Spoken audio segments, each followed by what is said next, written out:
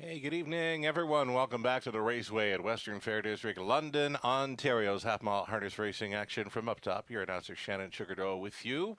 Uh, Wonderful evening again for a horse race in the forest city of Ontario. Beautiful sunny skies. I believe we're looking at it to go about to 11 Celsius. But right now, fast and dry conditions, of course. And we're about 14 minutes away from race one as we get set for the changes on this evening's race card. No Bob McClure, no Travis Cullen tonight driving. We do have some driver changes coming up in place of Bob McClure and Travis Cullen tonight. In the opener, scratch D3, Squadron Sealster. Again, number 3, Squadron Sealster out of race number 1. In the second race, race number 2, the 3, Warrawee Excess. Make the driver Dan Clements. Dan Clements will be aboard 3 in race 2. Third race, Ontario Sire Stakes Gold. A 3-year-old trotter. Scratch the 3, Mask of Zorro. Make it scratch the 6. My bad. Scratch the 6, Mask of Zorro here in race number 3. Over into the fourth race, we go back on the pace for race number 4. There is a driver needed for the 6, Miramichi David. Miramichi David needs a driver. Post 6 in the fourth. We'll get that one to you as soon as we can. It is leg 4 of our early pick 5. Fifth race, it's the Golden Genies of Enbridge Gas Inc. from Chatham. Featured race on the night. There are no changes there. No changes in race 6 to begin the late pick 5. Race number 7. It's the second division of the Ontario Sire Stakes Gold for the 3-year-old trotters. There is a driver change for number 3, Drinks at Home. Make it Samuel Filion. Now driving number 3, Drinks at Home in race 7. Eighth race, trotters. Time Al Houdini from post 3 in need of a driver. Ninth race.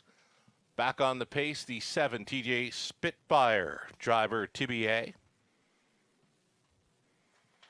And a trotting high 5 finale in race number 10. No changes on that field of 8. There you are. You're up to speed on the changes thus far in tonight's program. When I get those late driver changes, I'll be passing them along, of course. We're going to take a short break right now. We're coming back with a whole lot more. We're just getting started on a Tuesday evening in London. Stick around because Robert Reed Jr. will be joining us on the broadcast. With more than 150 years of tradition behind it, Century Spring Farms has built a reputation for raising and breeding champions. Like two-time O'Brien Award winner and Horse of the Year, Century Pharaoh. Little Brown Jug champion, Limelight Beach. And current OSS stars, Century Invader and Century Inspector. Their sprawling 200-acre farm in the heart of southwestern Ontario is the ideal location for raising healthy and happy youngsters. Be sure to check out their yearling lineup at this fall's London Classic Yearling Sale. Century Spring Farms, producing champions in Ontario and beyond. Hey, welcome back to the show, everyone. From up top, your track announcer, Shannon Sugar Doyle. And right next to me now, friend of the show, Robert Reed Jr., who will be joining us on our Tuesday evening broadcast throughout the meet. We had Robert here on track with us on Friday evening. We started off nice and strong for a wagering on a Friday night. Last night, just as well, I believe just shy of $350,000 wagered. We're up against a big number from the same Tuesday last season, but you know what?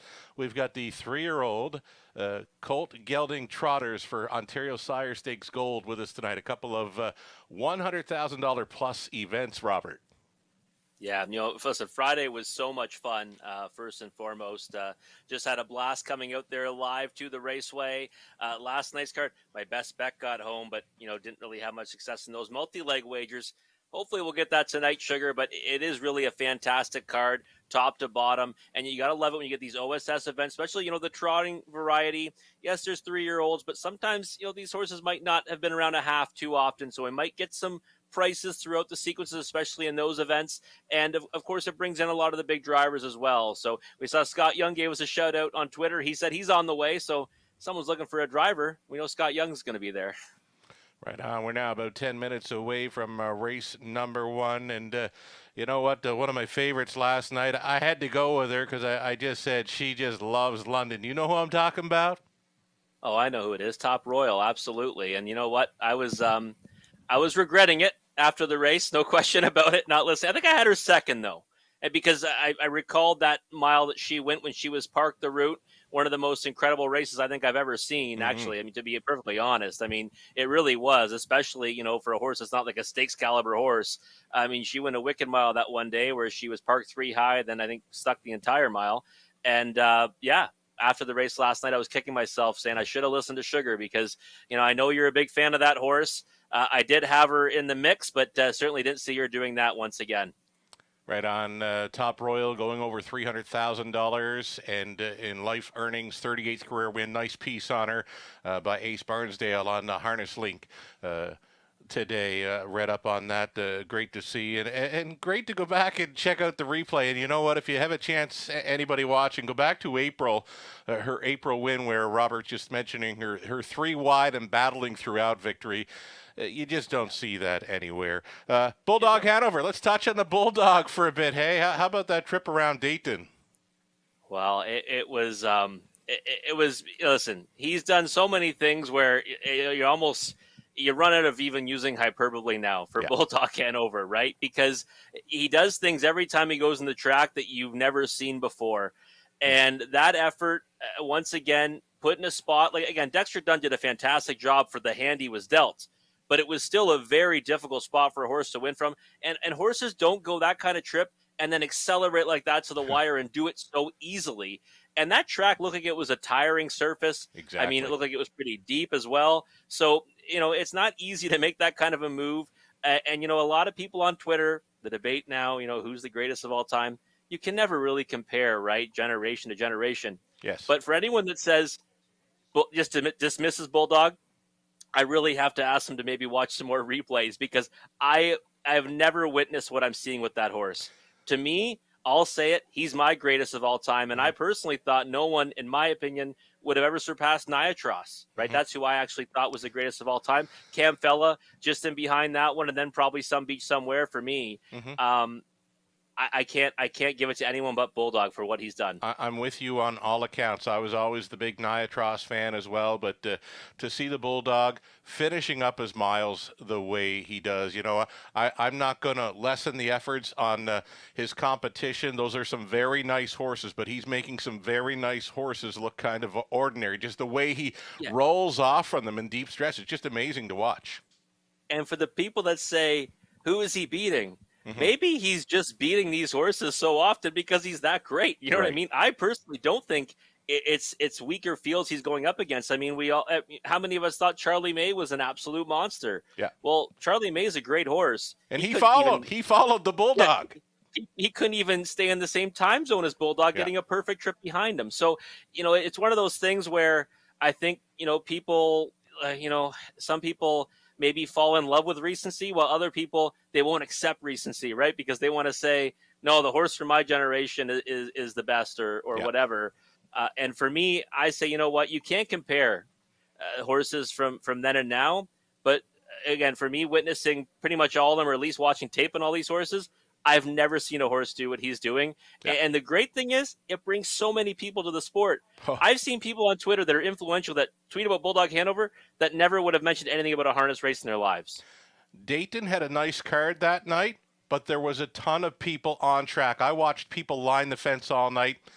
Like I said, nice card, lots of money given away for purse events, but they were there for the Bulldog. Yeah, for sure. I can't even imagine. Breeders' Crown this year is going to be I'm going off the hook. I'll be there too, no matter what, because, I mean, again, you're going to have so many people wanting to be there to see him. Obviously, it all comes down to the Crown greatest night in harness racing. Yeah. But to see him and to see him go out there Yeah. In that type of a race over that bigger surface, who knows what he's going to do, right? So, Right. again, hopefully all stays well with him up to that point. And I always can't wait to see where he's going to land next on the calendar. Well, next up Sunday afternoon, Red Mile, right? Lots of eyes will be on that. I know where I'll be tuned in. Sunday's always a great day for football, but it's going to be a pretty good day for the Bulldog, I think, as well. Oh, absolutely. And listen, that we know how lightning fast that track can be, right? Just hope for ideal conditions and see what the Yes. Bulldog can do. That's pretty much it. Hoping for fast and dry conditions at Lexington this coming Sunday for the Bulldog. Alrighty. Well, nice catching up with you, Rob. And right now, I guess it's time to take a look at our popular Pick 5 play that will be involving one of the early Ontario Sire Stakes Gold events for the 3-year-old trotters. And right now, race number 1. There was a late scratch came in, Robert. I know you were looking at the 3 in there, but we've taken the 3 off your ticket. We're going to give you the 2 because I know you had him pegged for third in your race day selection. So for me in the opening leg, I'm using a 1, 6, and 8 to get on through there over into race number 2. The 2 Franz Sports Writer or the 8 Bunny Mansion. I like the odds, the morning line odds on that one, 9-2. It's Kyle Boston's Colin Kelly teaming up with the trailing spot 8 in race number 2. We're going to go 3 deep in the Ontario Sire Stakes Gold event. They're racing for a purse of over $100,000. I'm going to try Red Overbach. Duly Resolved is in, and Esposian from post 5. Over into the 4th race, the 1, Race 'em Up, the return to the races. That's a pretty cheap spot for Race 'em Up, I'll tell you what. And number 4, Artistic Pick, Leaving from the Center. There's another Kelly Bossens combination there to think about in the 4th race. And I believe we're going to key up YS Delight together. I love the chances there from the rail. This is a horse that has never drawn well in London, but he gets a rail advantage to work with tonight. YS Delight. That's an Ontario Racing best bet selection, my best bet selection as well. Your ticket, Robert, now, as mentioned, the 3 was a late scratch here in race number 1, but the early pick 5. Okay, I'm hearing now from production we happen to lose Rob there for a connection. We'll hope to get him back, but I'll talk up his early pick 5 ticket here. As mentioned, the 3 came out late. Rob did have a 1 and 3. We gave him his 3rd choice in race day selection, so 1 and 2 for Robert to start things up. Over to race number 2, he's on the 6. She's Out of Cheddar. That's a spot play for Robert. Now, there's something about the 6. She's Out of Cheddar. Jay Harris combining with trainer Josh McKibben in race number 2. Robert Reed Jr. noting that would be his spot play of the night. And then he's going to try the 8, Bunny Mansion as well. He's with me in the 3rd. 2, 4, and 5. He's using 1, 2, 4, and 8. 4 deep in the 4th, and he is with me on the key. YS Delight in race number 5. If you're looking for a key play throughout the early pick 5, that could be it to round things out of the 5th and final leg. And I'm told that Robert Reed Jr. is back with us tonight. So maybe final thoughts on your early pick 5 ticket here. I hope you don't mind me shoving in that 2 in place of 3 for you in race number 1. I'm good. Can you hear me, Sugar? You hear me okay? Gotcha. A little bit low, but I gotcha. I'm just catching you slightly here, Rob. Really? Okay. All right. Well, in any event, I'll just give you a quick thought. Yeah, I agree with that. Tough Cooper adding in. That was my next selection. I really like Squadron Sealster, though.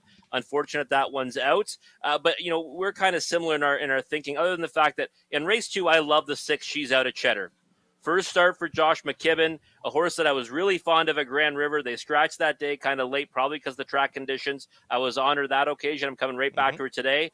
Other than that, though, I think we're pretty much in the same wavelength, because I do agree in race 5, the 1 YS Delight is the place you want to land on a single. You have to love the rail control for him, and we've seen a lot of speed from that horse in the past when he wants to use it. Yep. I think tonight is the night. Wonderful. Great to have you back with us. Robert Reed Jr. joining us for between race commentary, setting up ticket ideas. He's with us as a guest handicapper for the meet as well. Post parade, I got to take a short break, catch my breath, and we'll come back with a whole lot more. You're watching the Raceway at Western Fair District, London, Ontario's half-mile harness racing action.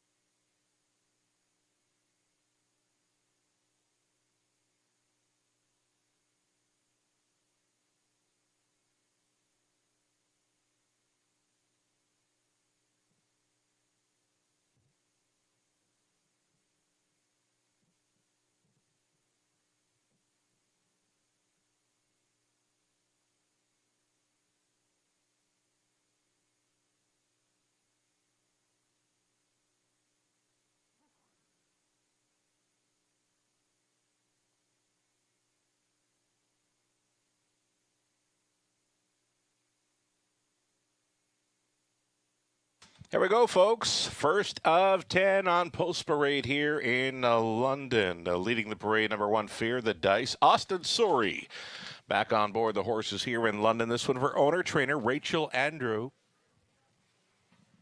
At post 2, it's going to be Tough Cooper, Brett McDonald. For Blue Shoe Investments, the trainer is Jordan Sumner.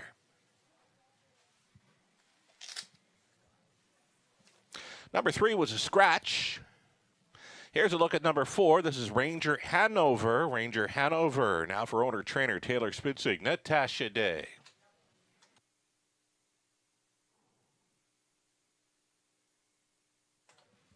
Corona on the Beach at post 5. Corona on the Beach for Darcy and Catherine McClure. Darcy training Tyler Moore in the sulky.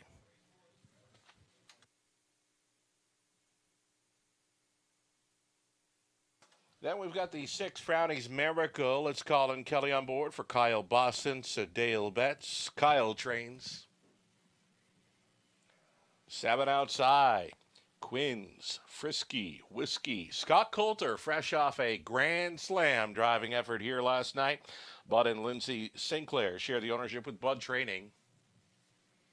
And to trail out, number 8, War We Exceed. It's Travis Henry for Blue Shoe Investments. Another for trainer Jordan Sumner here in the opener. Reduced field of 7 for an exactor try. And a superfecta, it's the start. Opening leg of a pick 5, $10,000 guaranteed pool.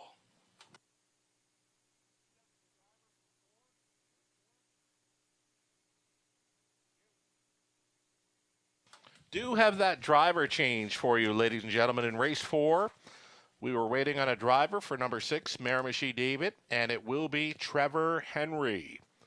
Trevor Henry now driving number 6, Miramichi David, in race number 4. Take note, Trevor Henry gets the call for 6, Miramichi David, in race number 4.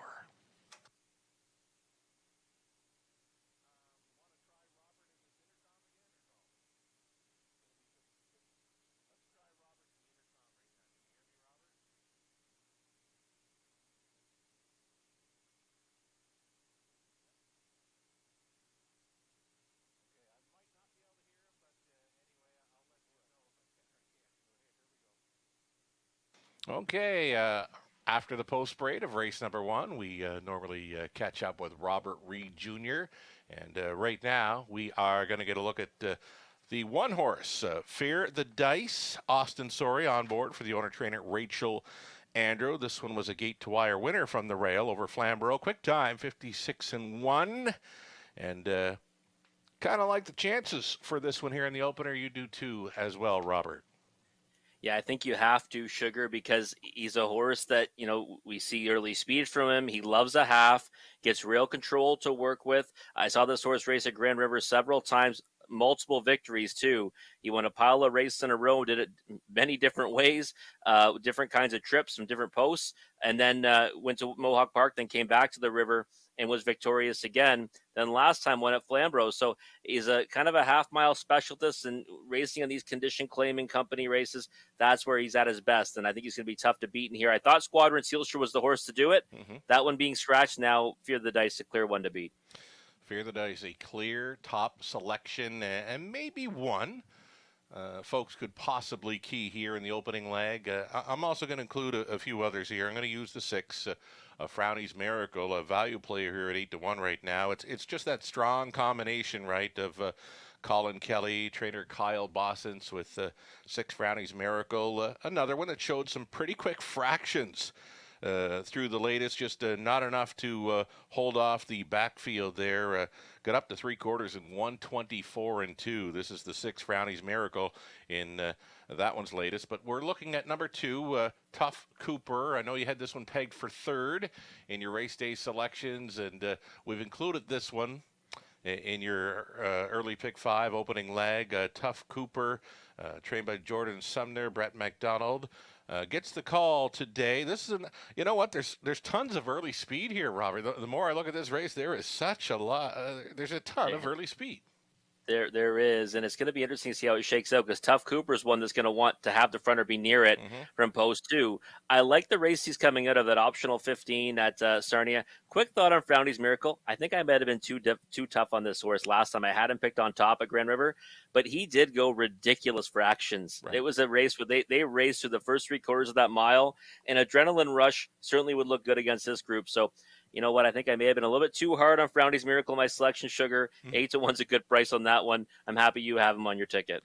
One thing good about this too, Tough Cooper, he's got his barn mate right behind him, so there's not going to be any trouble finding a spot along the inside with his barn mate leaving with a trailing spot 8 in War We Exceed. Yeah, very true. Usually that 8 horse is going to try to fill that hole, likely going to play nice, right, to his stablemate. And the thing is that he's a horse that, you know, with a favorable journey, I think has a big chance. But we're seeing that support come for him right at 9-5. It's no secret in here that Tough Cooper's got a chance, and he's the definitive second choice right now. Right on. Here we go. It's the first of 10. The starter has called for the horses here.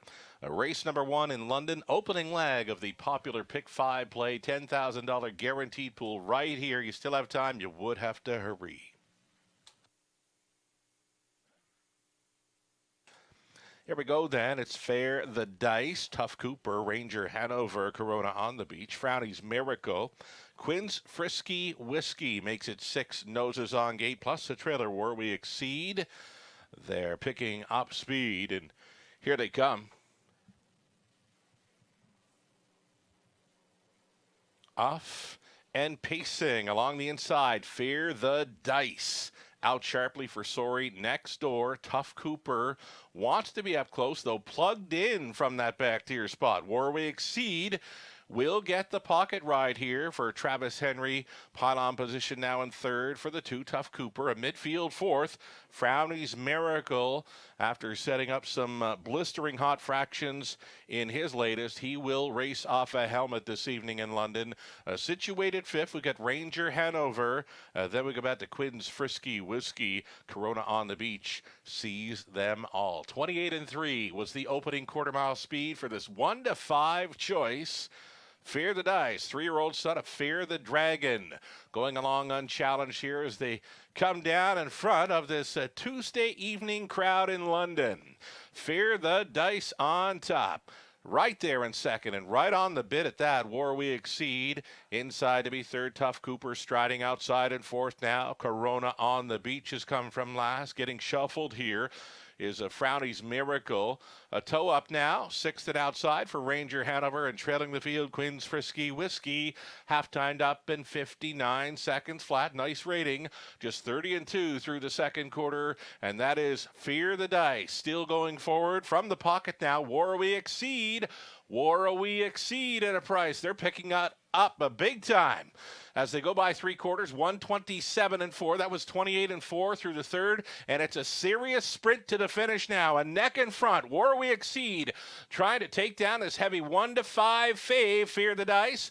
Traveling in third is Tough Cooper, and off the back end, Frowny's Miracle into the stretch. Fear the Dice reaching down deep, trying to come on back to War We Exceed, but it won't happen. War We Exceed for the mile upset. Tight for second. Frowny's Miracle was flying late. Place photo with Fear the Dice, and finishing third, or finishing fourth, that is Tough Cooper. So 156-4. War We Exceed tripping out here. Henry for Sumner.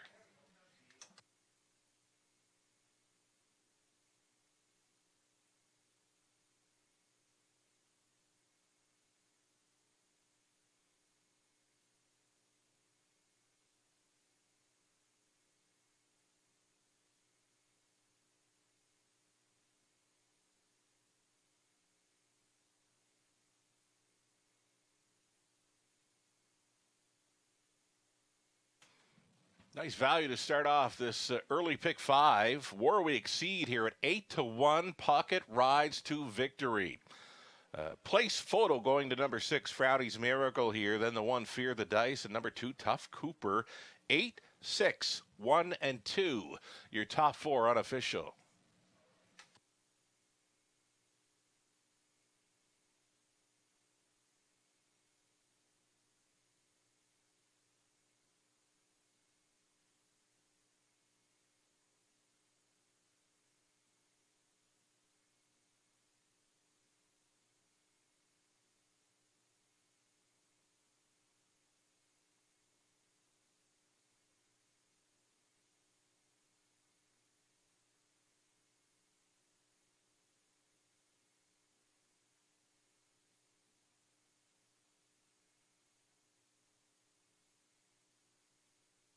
Here we go. Mild upset winner here in the opener. Number 8, War We Exceed from that trailing spot, able to work out the 2-hole ride.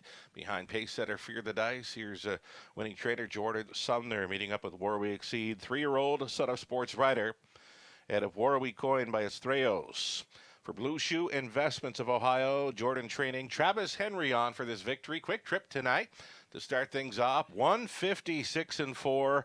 A War We Exceed, a 7th career win, 7 on the season. Congratulations.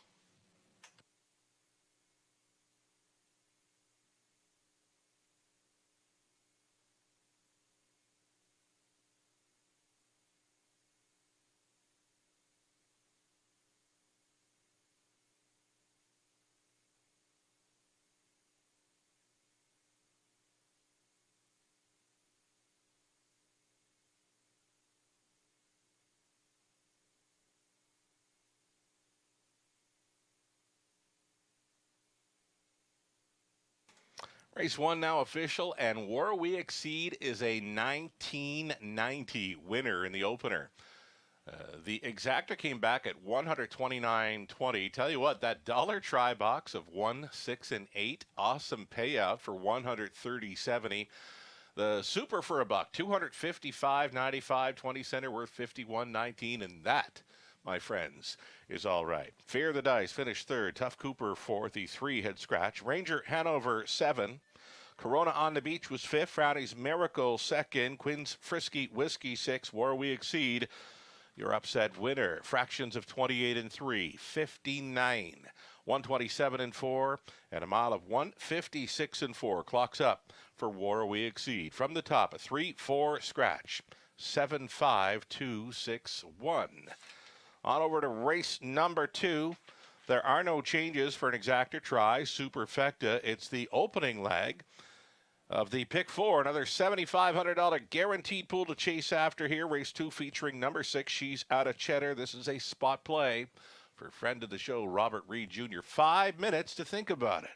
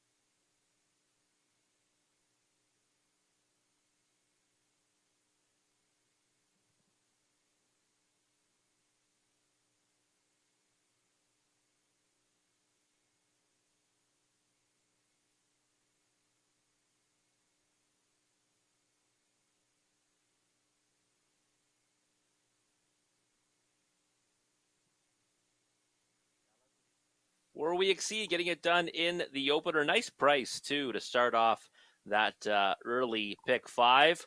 Puts yours truly to the sidelines, but Sugar is still going with his ticket, so good luck to him, and good luck if you're still alive. It's going to be a nice payout already when you get a number like that to kick off the sequence. But if you're out like me, you might also just jump in the early pick 4, which gets started in race number 2, this meet here at the Raceway.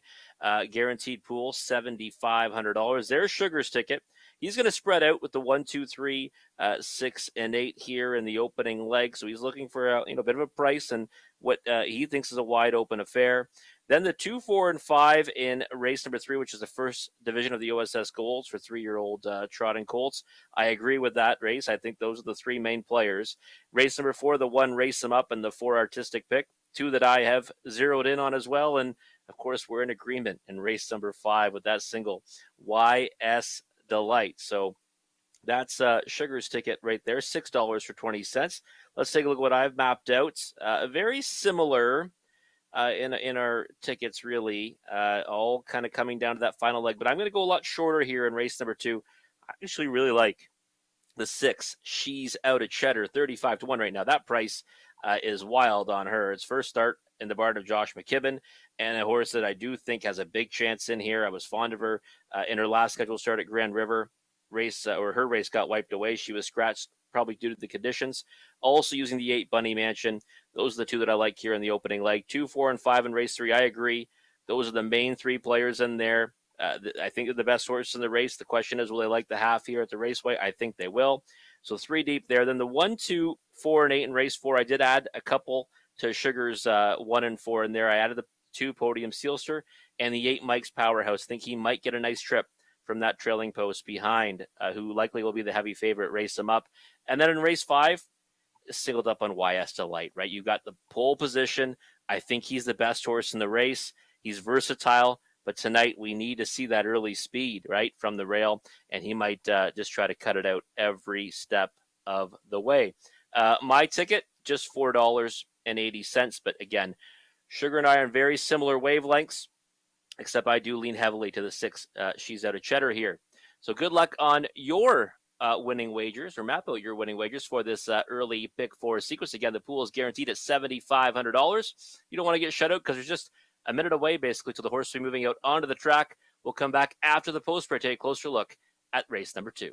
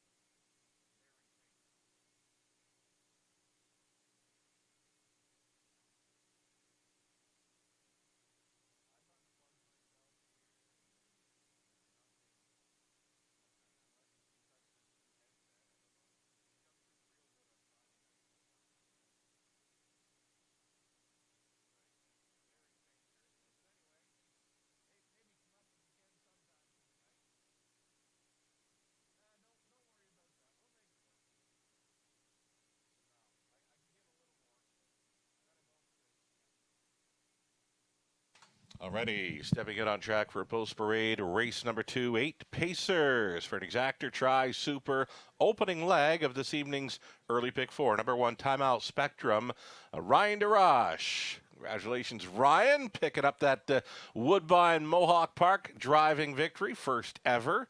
This past week, Ryan aboard the 1 Timeout Spectrum for Don and Ken Beatson, along with Cole England. Don does the training. Number 2, Franz Sports Writer. Franz Sports Writer from Post 2 for Michelle McMullen, along with Audrey Crawford, Ken Gowan Conditions, Andy Moore in the sulky.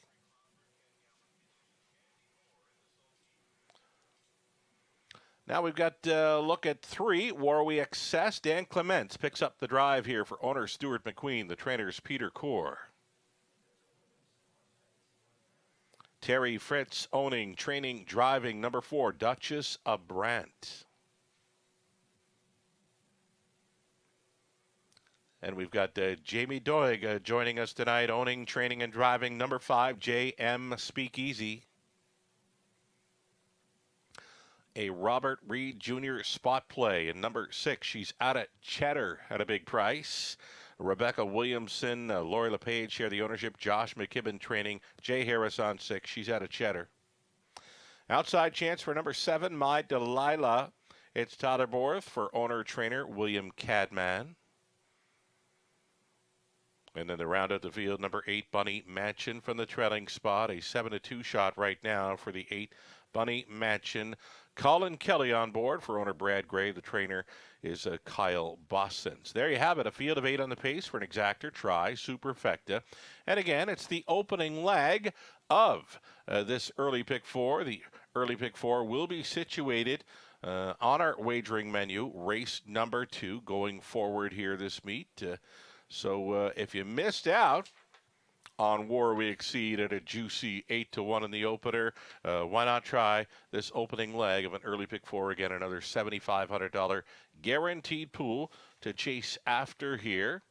And back to race number 1 for a moment here, and just checking on that pool size. Yes, indeed, it was large, just shy of $20,000 wagered in to the early pick 5 here. So best of luck if you're still going forward.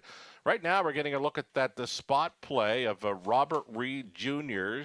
in race number 2. She's out of Cheddar. Now, there's something about this horse that Robert Reed Jr. does like, because I don't have this one included in my top 3 selections. I've missed using this one in my early pick 4. I do have a bunch of them, though. I went 5 deep in this opening leg in the early pick 4. I just thought this race could have the potential for an upset. It could be your spot play, Robert. Tell us about it. The 6, she's out of Cheddar. Well, I'm hoping it's her, Sugar, and I'm glad that you've got her on that early pick 4 wager because, for me, I had her picked on top at Grand River on September 26th. Of course, there was a lot of weather that day. She was one of the horses that opted out of a race, and she was going into it off a nice qualifier. The winner of that qualifier has since come back to now win at Mohawk Park, and I just think that, A, it was a nice qualifier, and B, it's first start for Josh McKibben.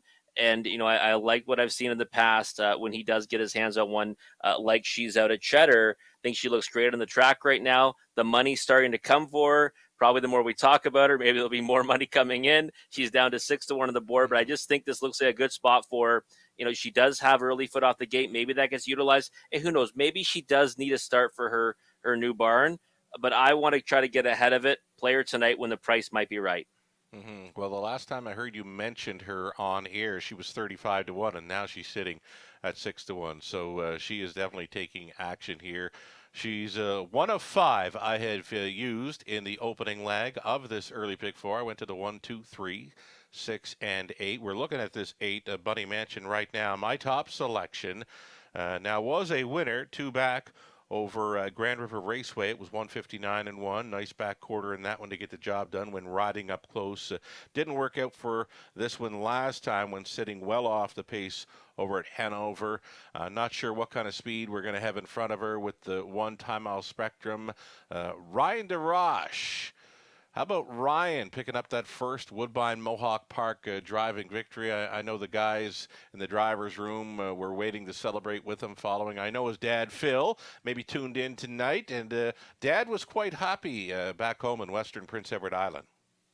Yeah, no, for sure. It was great to see, and it's a nice horse that he brought to Mohawk Park that he's had a lot of success with. It's always nicer too, right? When you own, train, and drive one. Must be nice to get those checks, no question about it. And listen, Ryan's someone who we've seen kind of evolve right here at the Raceway, and I've seen on other beat tracks around Ontario. Great to see him get a win at the big track. So wishing him continued success. Right on. It's the opening leg of an early pick 4, and we're seconds away. The horses and drivers getting set to go forward. Final thoughts here on race number 2. I know you're stuck on the 6. She's out of Cheddar. The 1 time-out Spectrum taking some serious action here for Ryan. Yeah, I think though definitely she's got a chance in here, Sugar. But I think over bet at 7-5. I would stick with the 2 I'm using in the pick 4. She's at a Cheddar in the 8 Bunny Mansion. You can throw at Bunny Mansion's latest. It was against Boys at Hanover, and she really didn't have any chance. So I'm sticking with those 2, Sugar. Wonderful. Good follow up there on the 8 Bunny Mansion in against the boys last time out. She's back with friends in this one. 5-2 currently from the trailing spot. Still time. You'd have to hurry, though. Here we go for race number 2 at the Raceway. Time Out Spectrum on the inside, then Fran Sports Rider, Warwick Excess, Duchess of Brent, then JM Speakeasy. She's out of Cheddar. My Delilah for 7 across, 1 trailer 8, Bunny Mansion. A 16th out. Picking up speed, here they come. They're off at a slow beginning for the 1. Time Out Spectrum, and making a gate break was the 7, My Delilah. Leaving on out of there, Andy Moore ascending. Fran Sports Rider here to the lead at 7-2. Pocketing up in the early going, Duchess of Brant. Floating on out of there, out of a third, moving into second and going forward, Warwick Excess for Dan Clements as they race up to the opening quarter mile. It's going to be a 7-1 value player in Warwick Excess to grab control just prior to this quarter.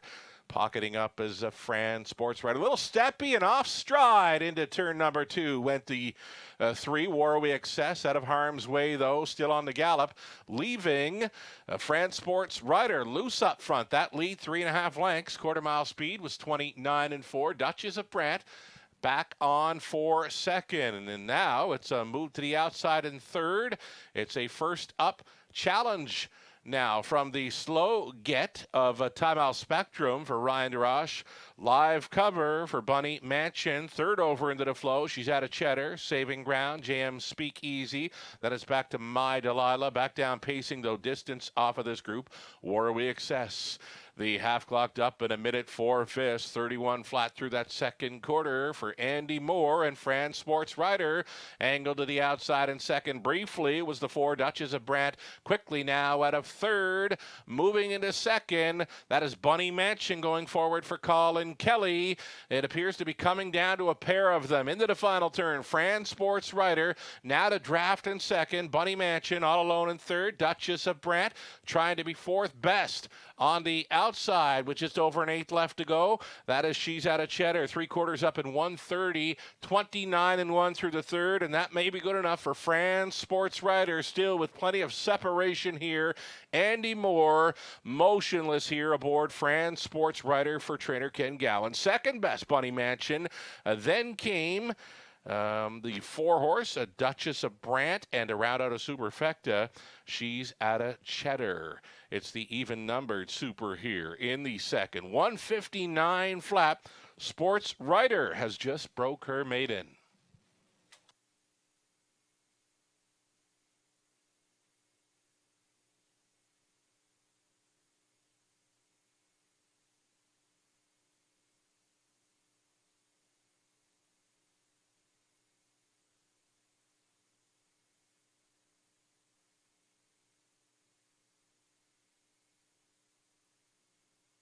That is the 2, Fran Sports Rider on top of 8, Bunny Mansion. Then came the 4, Duchess of Brant, and 6, She's Out of Cheddar. 2, 8, 4, and 6 even numbers for your Super here in race number 2.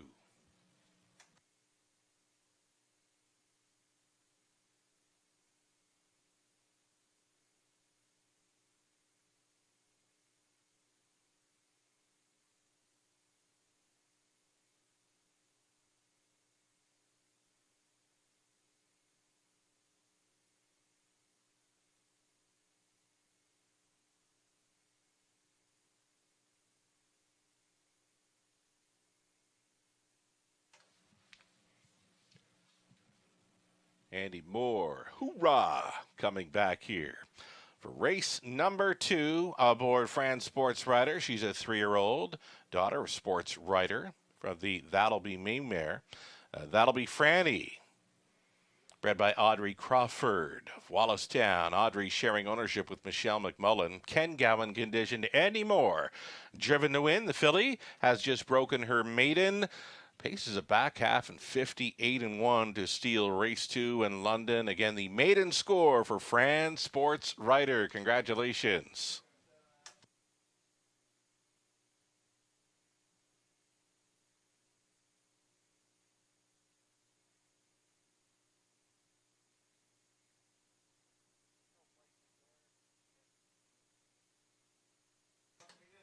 Going official here in race number 2, Fran Sports Rider. Bit of value here at $9.50. That exactor worth 28 even. Dollar try, $54.45. Super for a buck, $412.80. The early daily double, $102.50. Nice price for an early double in London. Tamal Spectrum was 5th. Fran Sports Rider a winner. Waraway Excess was 8th. Duchess of Brant 3rd. JM Speakeasy 6th. She's out of Cheddar 4th. My Delilah 7th. Bunny Mansion was second best. 29 and 4. A minute 4/5. 130 and a mile of 159 flat. They could not catch Fran Sports Rider on that quick final half. Top down a 5-1-8, 3-6, 4-7, 2 on the bottom. Race 3 up and coming. Here we go. Ontario Sire Stakes Gold for the 3-year-old trotters. $100,000 plus. Purse up for grabs here. The scratch of number 6, Mask of Zorro. Exactor, try, Superfecta. The start of a pick 3 play. 11 minutes to think about it.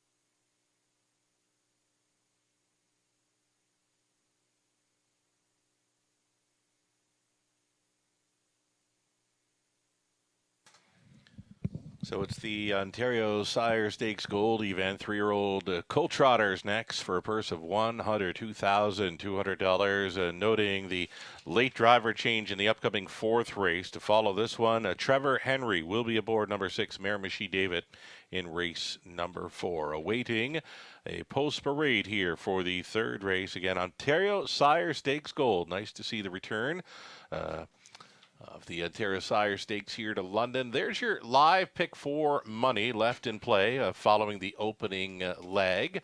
7-2 winner in number 2 France Sports Rider leaves $2,966 live from a pool of $14,657. That's for the pick 4 live money.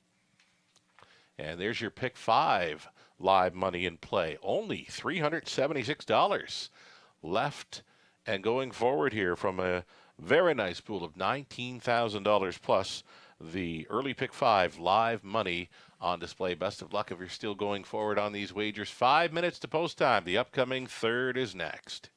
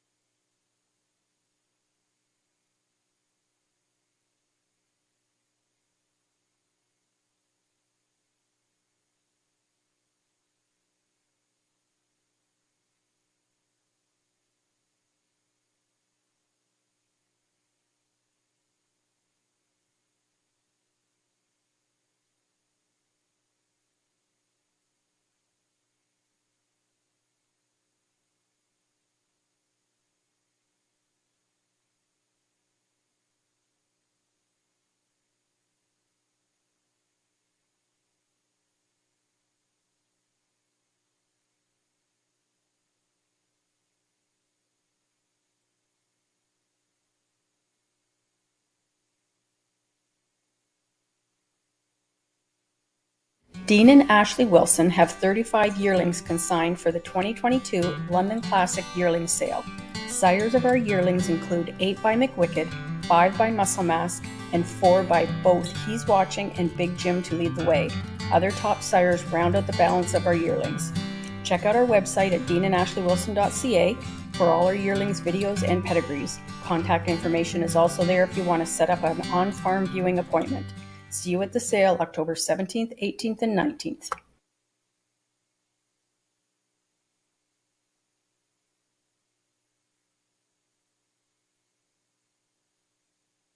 That's right, and not far away from the London Classic Yearling Sale taking place across the road at the Agriplex. In-person sale, and part of the sale, Greystone Standardbreds of Hambro, Ontario. They are offering up a hip 49 in Greystone Wicked. She's a McWicked filly, first foal of Greystone Ladylike, a $500 million plus winner. The mark of 150-1. She's out of a half-sister to Groovy Day, who's got a mark of 49 and just shy of $600,000 in career earnings. Greystone Standardbreds also offering up hip number 78 in Greystone Shadow. She's a shadow play. Full sister to Greystone Natalio. 52, mark of 152 and over $150,000 earned. Also a half sister here to Greystone E&O, who we know well from London here, winning a City of London final here on Camelot Classic night. Greystone Standardbreds also offering up hip number 190, that being Greystone B, a Sunshine Beach filly, a half sister to Greystone Ladylike, who's got that mark of 150-1, over $500,000 earned. So, you know what? It's about to get very busy across the road at the Agriplex. It's the London Classic Yearling Sale taking place on October 18th and 19th, a midweek sale this time around, Tuesday and Wednesday, with a preview day on the Monday. And if you happen to be with us, those sale days, the Monday, Tuesday, Wednesday for the London Classic Yearling sale. Visit our website. Visit the website of London Classic yearlingsale.com. Hotel accommodations, partnering hotels as well. And make it a point to come across the road to watch some racing following your time over across the road at the Agriplex for the London Classic Yearling Sale. We are racing on the Monday, October 17th, and Tuesday, October 18th evening. So make it part of your stay in London. Live harness racing here at the Raceway and the London Classic Yearling Sale across the road of the Agriplex. Taking place midweek, October 18th and 19th. An in-person sale. It's great to have it back.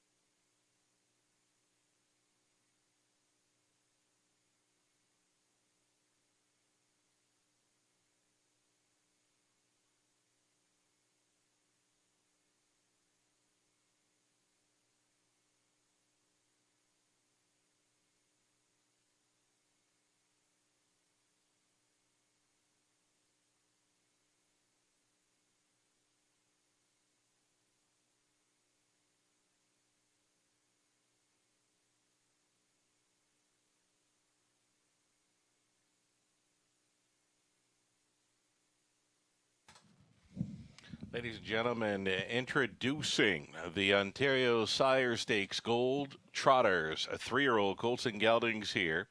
Leading the post parade, Jody Jameson up on number 2, Red Overbach for the stable Red Overbach Group, as well as Hutchison Harness LLC, Dominic Ladoux Conditions.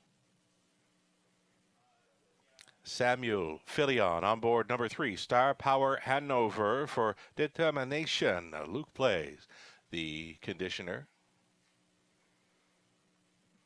Paul McDonnell driving number 4, Duly Resolved for Back Stable, as well as David Hudson, Don Allenson, and Gaelic Stable, John Back's Conditions. Explosion is 5, Sylvain Filion for Mel Hartman, as well as NZ Racing Stable Inc. Meg Crone trains. 6 was a scratch. 7 outside, it'll be C Can for Mark Edsel, Terry Devos, and Peter Porter with Mark training. Scott Young driving number 7, C Can. There's C Can right on the bit here. Trailing out, it's going to be the 8, the Pinball Wizard. This one for owner-trainer Ivan Glad of Rockwood. Colin Kelly to drive number 8, the Pinball Wizard.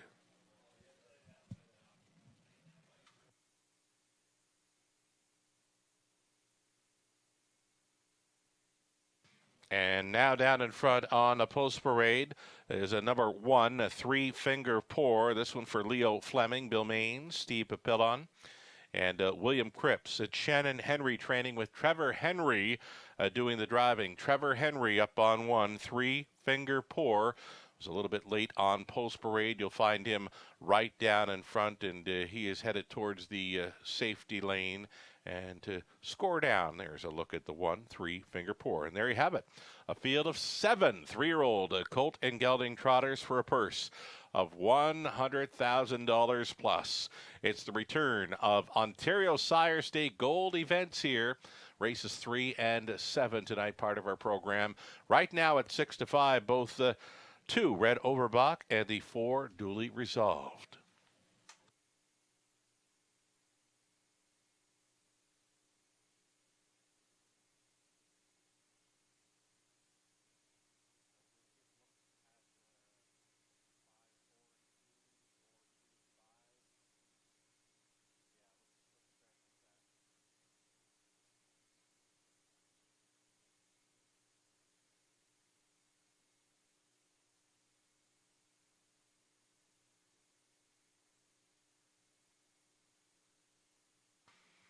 All right, we're getting a look right now at a value player in number 5, Esposian, with Sylvain Filion on board. Now, this horse traveled south of the border for his September start, so racing at the Poconos 5/8, had a trip around the Meadowlands as well. Esposian, a top selection for myself. That's where I went. Just went chasing after some value. I knew the 2 Red Overbach and the 4 Duly Resolved were going to take some serious action here. I did include them in my top 3, but just your thoughts on this horse, Esposian. Robert Reed Jr. with us for commentary. Yeah, I think that he's got a big chance in here, and I like the selection on top because that price right now at 6 to 1, and a horse that's actually had success over the smaller tracks, throughout his career so far. Right. So he's one that's already. That's the angle I was using there, Robert. Just small track Yeah. experience. He does. He's got the experience, and he's done really well. So he actually seems to get a little bit better on the smaller surfaces, where I can't really say that about the other 2 that are taking all the support right now.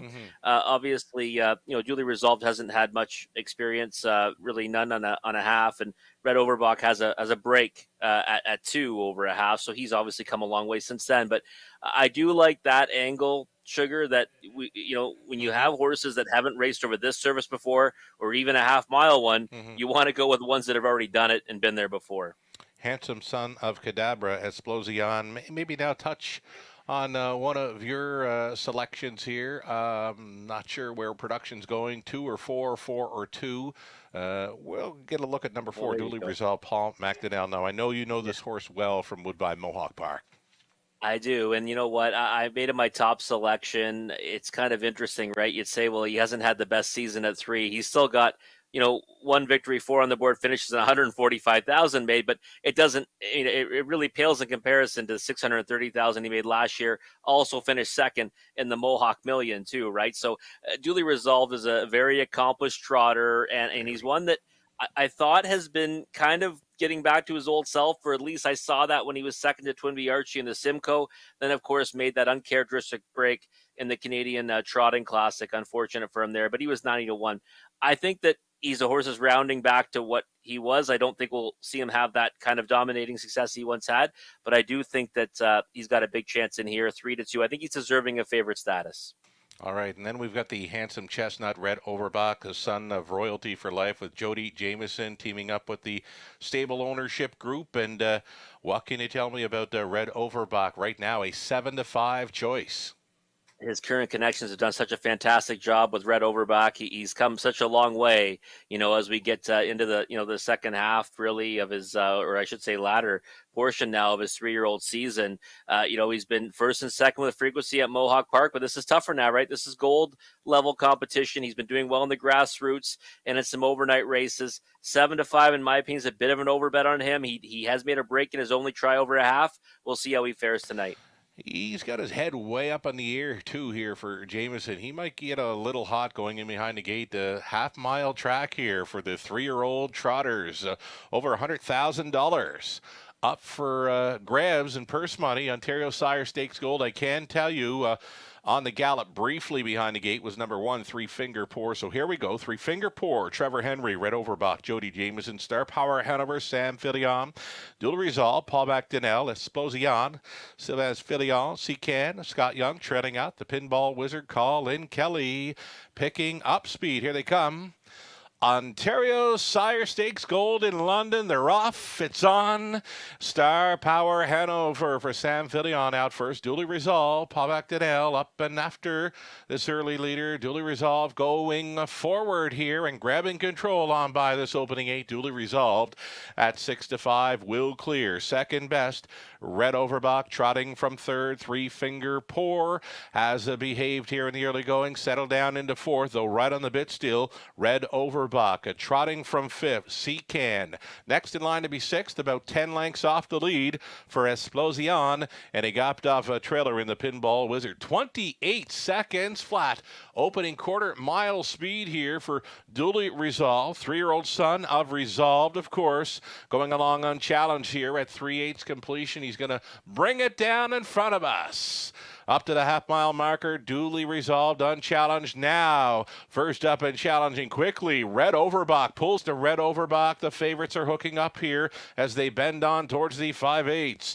Star Power Hanover is still up there in the pocket. Ride outside and fourth is Seacan. Fifth and in for Three Finger Pour. Sixth and wide Explosion. And a gapped off trailer still for the Pinball Wizard. Duly Resolved has found another gear for McDonnell. Puts 2 full lengths on them. 3/4 they get over there in 1:26.4. Duly Resolved still leading, and McDonnell has been a statue on this one. Second best is Star Power Hanover out there in third. Red Overbach, and off the back end Explosion off stride when Star Power Hanover spoiled the trip there into the stretch, and Duly Resolved has taken off. Duly Resolved appears to be much the best in this Ontario Sire Stakes Gold event, winning under wraps. Explosion was second. On for third was Seacan, and finishing up fourth, Red Overbach. There you have it, folks. Track record for the 3-year-old trotters.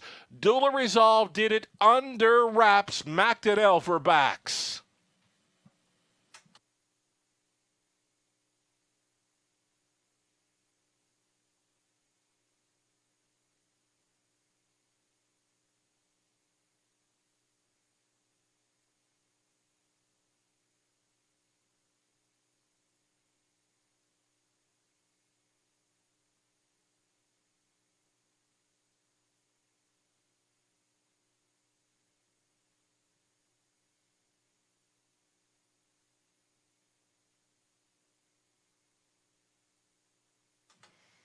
How about Duly Resolved coming into London over the half-miler? Here he is winning under wraps and drawing off on them. 1:55.4 track record for the 3-year-old trotting geldings here in London. Congratulations to the connections here. Very impressive, Duly Resolved. Winning over the 5 Explosion. Then came 2 Red Overbach. Actually, the 7 Seacan finished third. Then came 2 Red Overbach for fourth. 4, 5, 7, and 2. It's unofficial. We've got Marta and Sophia with us tonight for the blanket presentations on behalf of Ontario Sire Stakes. Duly Resolved on his way back here, winning as he pleased. Very impressive here in a track record performance for the 3-year-old trotting gelding. 6-5 on his way back. Stick around.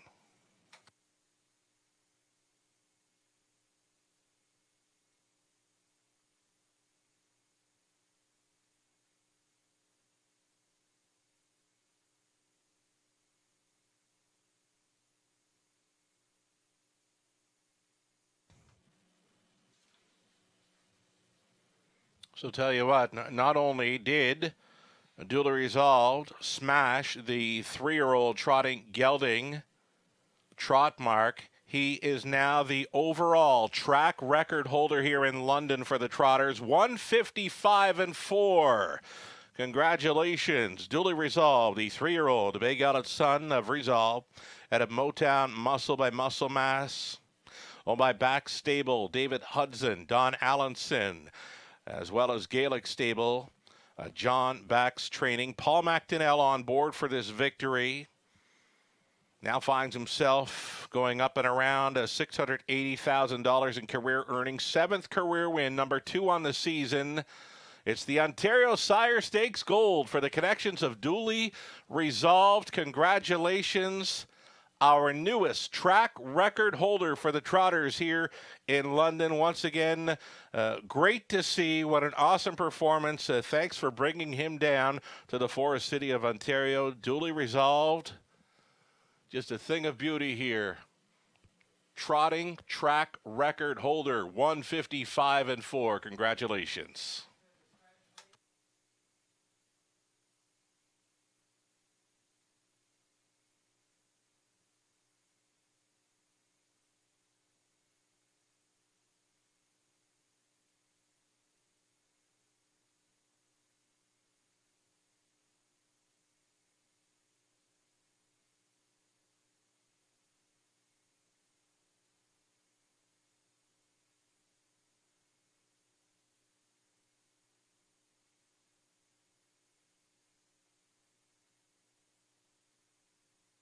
Going official here in race 3. A three-finger pour finished 5th. Red Overbach 4th. A Star Power Hanover 7th.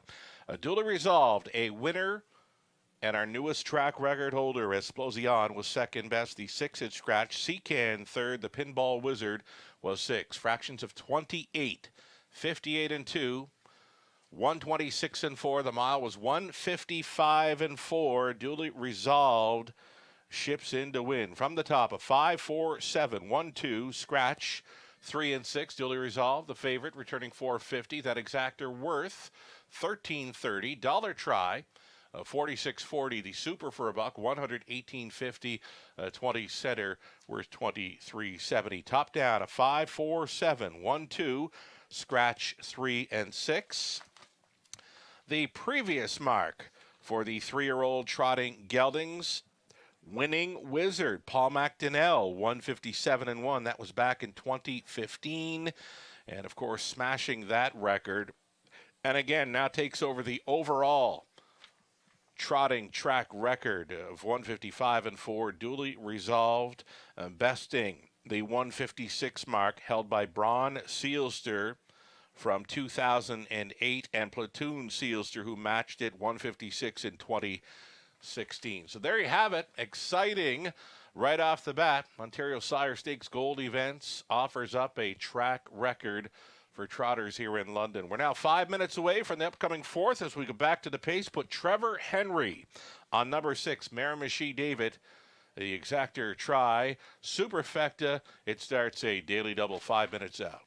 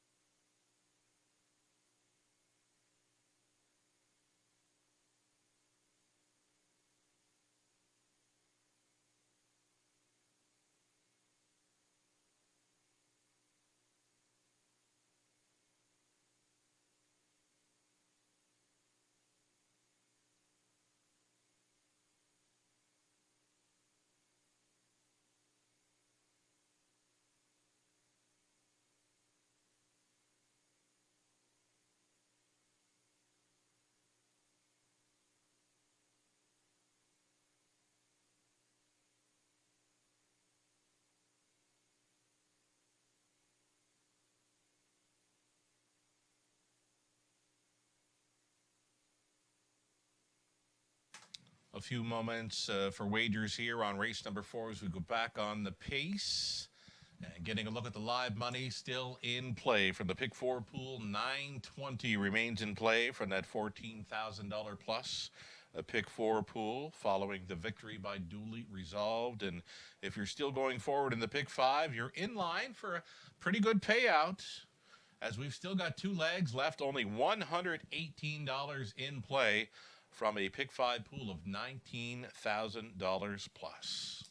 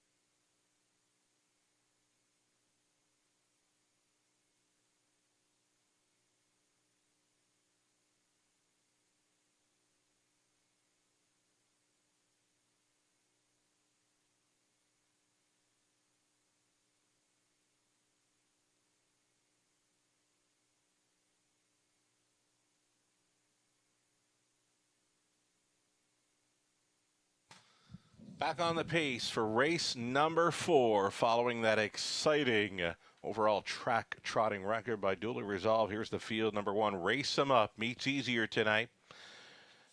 Coming in off the layoff for Gord McDonald, along with Christopher Boland, Vic Putty trains Travis Henry on board the 1, Race 'em Up. Number 2, Podium Sealster for owner Stacy Curry, Jordan Sumner training Jay Harris in the bike. Ace 44 Talon 3, Brett McDonald for owner-trainer Becky Geisel.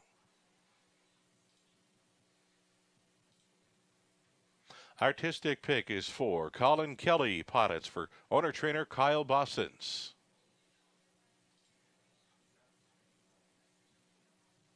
Tyler Borth up on 5, Deadly Action. Adding Lasix for this, owned by Gord Graham and Jeff Graham. Jeff trains the caretaker Chase Graham. Number 6, Miramichi David. It's Trevor Henry picking up the drive for owner-trainer Darryl Vleeming. Outside chance for 7, Our Time Is Now. Scott Ray Pottets for owner-trainer William Walker. And then Kyle's Dretch owning 8, Mike's Powerhouse. Sean Hyatt training Scott Coulter is in the driver's seat. Those are your 8 pacers then. For race 4, the exactor try Superfecta. The start of a daily double. It's a Nathan Bain best bet selection for number 1. Race 'em up. Race 'em up right now at even money.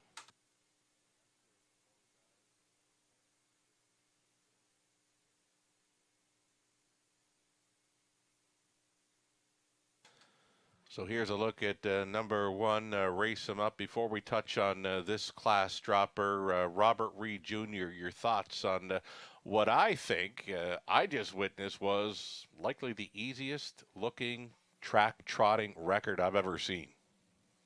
Yeah, it really was. It was a thing of beauty, Sugar. And you know what? Duly resolved. I kind of thought that he's been back or getting back to his old self, and he certainly looked like it tonight because he went to the front, and as soon as he kind of stole that second fraction, I said, okay, well, this race should be over. Red Overbach kind of rushed him. Soon as McDonald just let him out a notch, I mean, he exploded, and track record.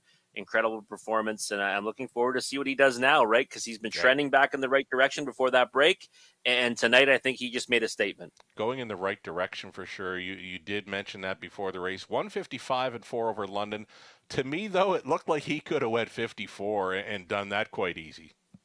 Yeah, he could have, and he looked a lot like the horse we saw last year, right? That dominant force in the OSS, and I really think this is going to shape up a nice super final event if he's back on his game. Right. Great to see you and great to have him in London. Duly resolved, winner of some big-time money through the Ontario Sire Stakes action.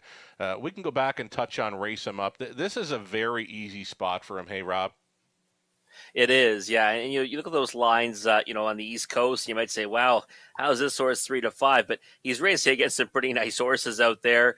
Obviously the purses might not look overly appealing, but again, you look at the race's preferred one, Governor's Plate, and I mean, there's some good spots there for him, right? Or some tough spots, I should say. Sure. This is a much easier one, and we know that he races well here at the Raceway. He races well and a half, and as a horse that when he gets sharp, he can be tough to beat. And that qualifier, I think, is a sign that he's probably in good order. Home in 27 and 1, third to Real Willie and lead a Rose. Pretty good company to qualify against.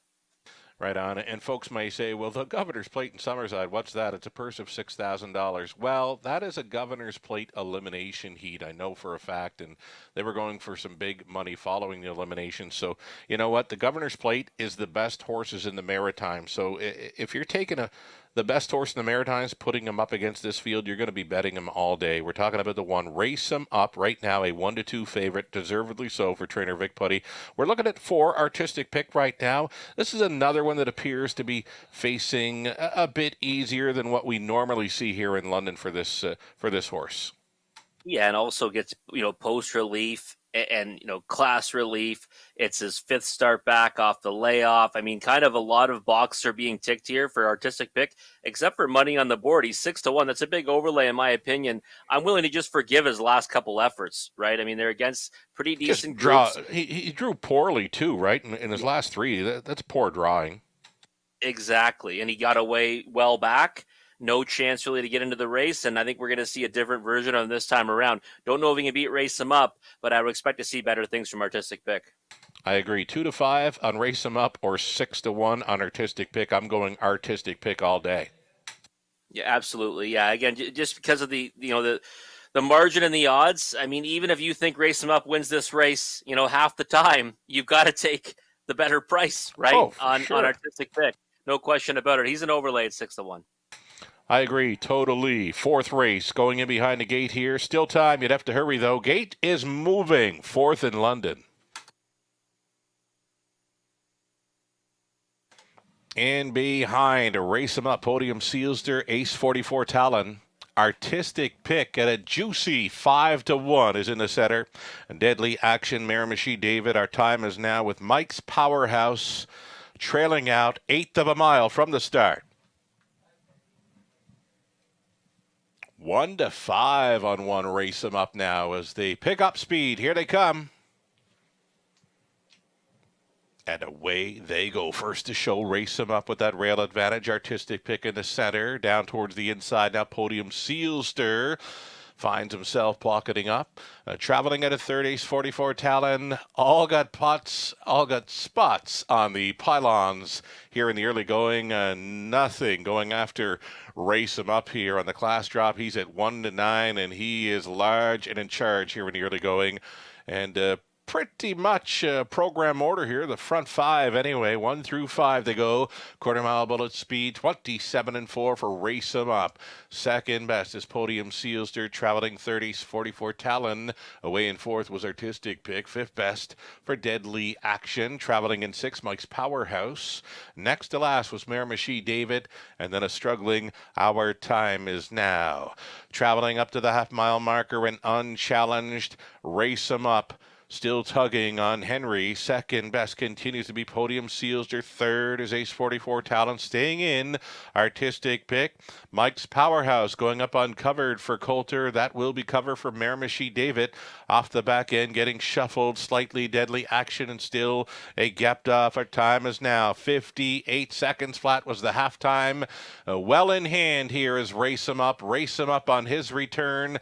Now back on top by 2. Podium Sealster has been tripping out in second, holding down third. Ace 44 Talent out there in fourth. Mike's Powerhouse and a buried fifth for Artistic Pick. 3/4 up in 1. 27-1. Race 'em Up yet to face a challenger. Podium Sealster still second, holding down third. Ace 44 Talon. Artistic Pick is back on for fourth into the stretch. Race 'em Up, Race 'em Up.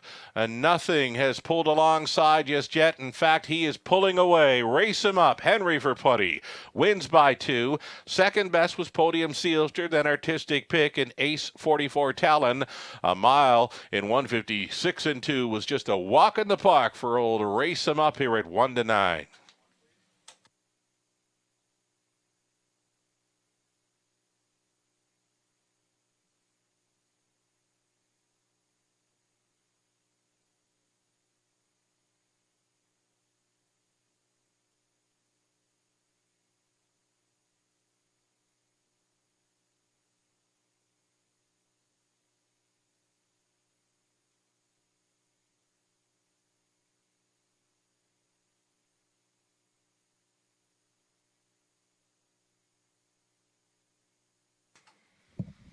Finding an easy spot tonight. Number 1, Race 'em Up on his return to racing action. He just jogs. Over 2, Podium Sealster. Number 4, Artistic Pick is third. And 3, Ace 44 Talon fourth. 1, 2, 4, 3. Unofficial.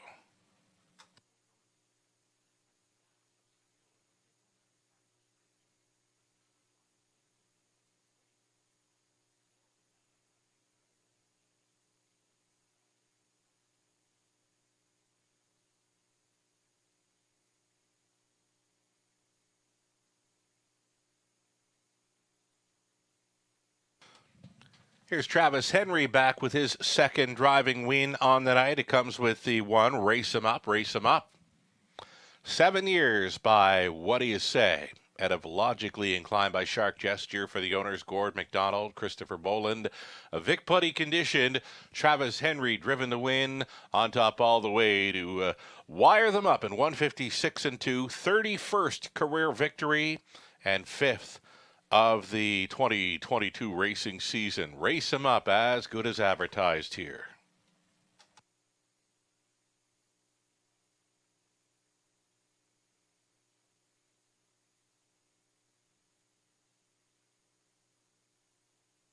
Going official here in the fourth. Race 'em Up won it. The Podium Sealster second. Ace 44 Talon fourth. Artistic Pick was third. Deadly Action 6. Miramichi David 7th. Our Time Is Now was 8th. Mike's Powerhouse 5th. 27-4. 58. 127-1. The mile of 1:56-2. Great rating there. Travis Henry driving for the double. Aboard Race 'em Up from the top. A 1, 2, 4, 3, 6, 7, 8, and 5. 230 to win. Exactor 1180. Dollar try 1455. The Super for a buck. 51.90. Race 5 up and coming. It's the Golden Genies of Enbridge Gas Inc. of Chatham feature race. Got a best bet selection here. for Garnet Barnsdale of Ontario Racing, selecting one. YS Delight, his best bet, my best bet as well. Gets that rail advantage to work with. YS Delight, I believe, is the one to beat the upcoming fifth. Exactor Try. This is a super high five play, non-jackpot feature. The pool will be paying out to any and all, selecting the top 5 finishers. 10 minutes to post time on the Race 5 High Five.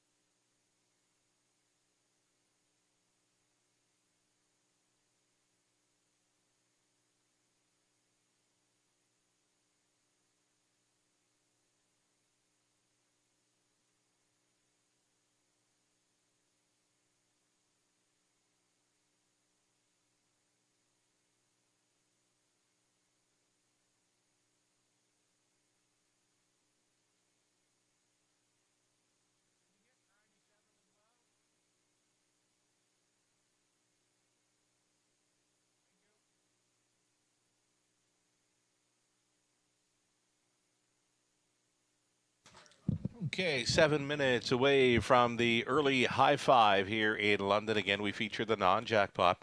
I do have some driver change updates if you want to take note. For the back half of our program, of course, we've got that late pick 5 starting up in race 6 with a $5,000 guaranteed pool. The $7,500 guaranteed pool, pick 4, begins in race 7. So here we go with the back half program changes for tonight's program. In race 7, number 3, Drinks at Home, it will be Samuel Filion. Samuel Filion driving 3, Drinks at Home in race 7. 8th race, number 3, Timeout Houdini. Make that driver Samuel Filion. Samuel Filion, another catch driving assignment aboard 3, Timeout Houdini in race 8.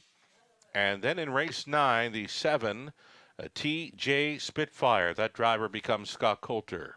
Coulter now for 7 in race number 9. 6 minutes away from a 5th race super high five.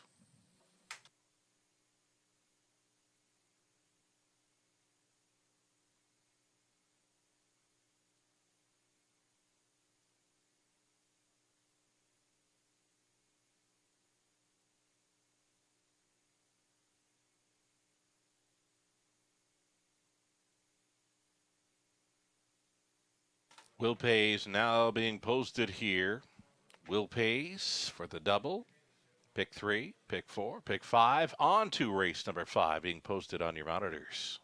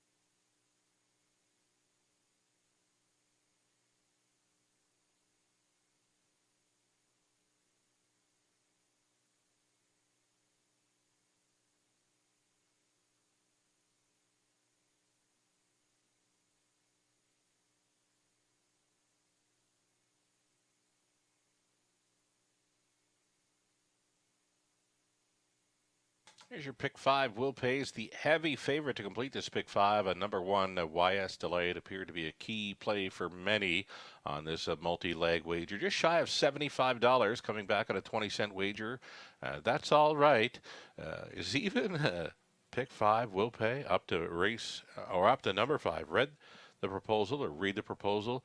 $16,000 plus would come back on a 20-cent pick five wager should that extreme long shot happen to get there here in race number five. 3 minutes out for the non-jackpot high five.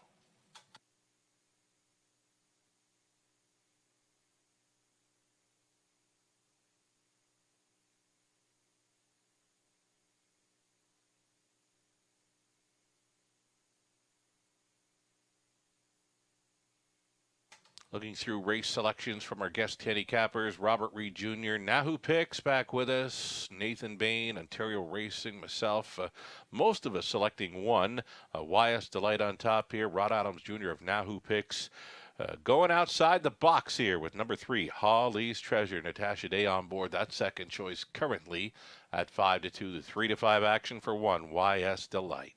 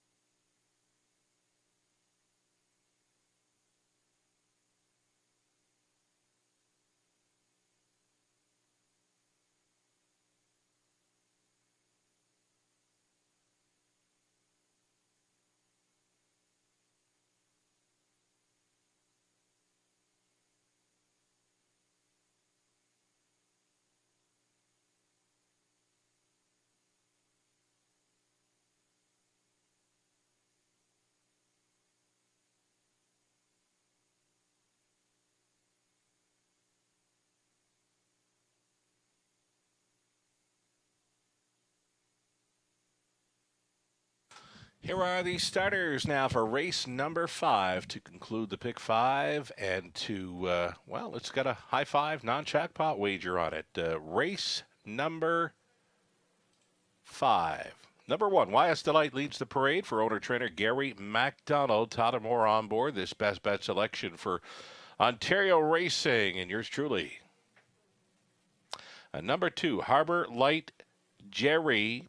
This one for owner-trainer Ralph Jardine, Jay Harris aboard. Holly's Treasure, number 3, Natasha Day. Pottits for Colonel Schneider Jr., trainer Cassidy Schneider. And then we've got Dalliator. Dalliator has come back to London from Post 4, owned by Geis Viersteeg and Tent Melchers. Greg Dustin, training and driving. Rick Wade, Linda Grummet share the ownership in 5. Read the proposal. Rick does the training with Scott Ray in the sulky. Number 6, Mercenary. Mercenary for Mary Kittrose. George Kittrose, the trainer-driver. David Shea owning number 7, Giddy Up Max. Going to be Travis Henry trying to come right back here for trainer Vic Putty. And to trail out number 8, it's Ed's Idea, owned and trained by Annie Leon. Samuel Filion picks up the drive today. Samuel Filion on 8. It's Ed's Idea. And again, that is from the trailing spot here. We go 7 on gate, plus 1 trailer for this race 5 super high 5 non-jackpot event.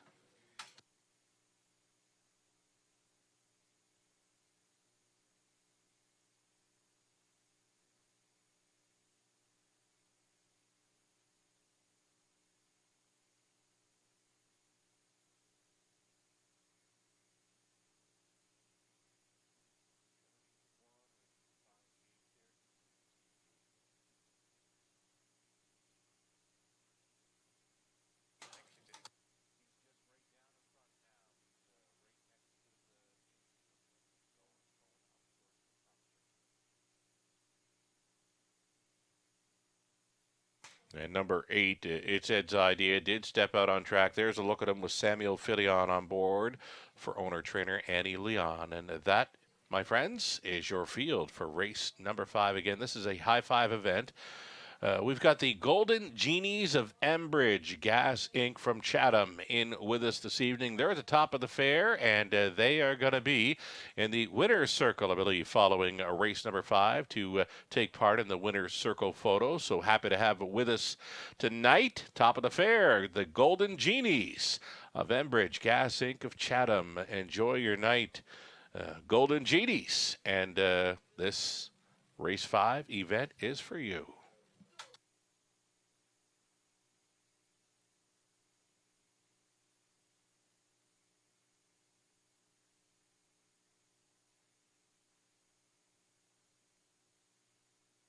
Alrighty then, we've got the one YS Delight keyed up here in multi-leg wagers. Todd Moore on board for owner-trainer Gary MacDonald, and I know Robert Reed Jr. Likes this horse.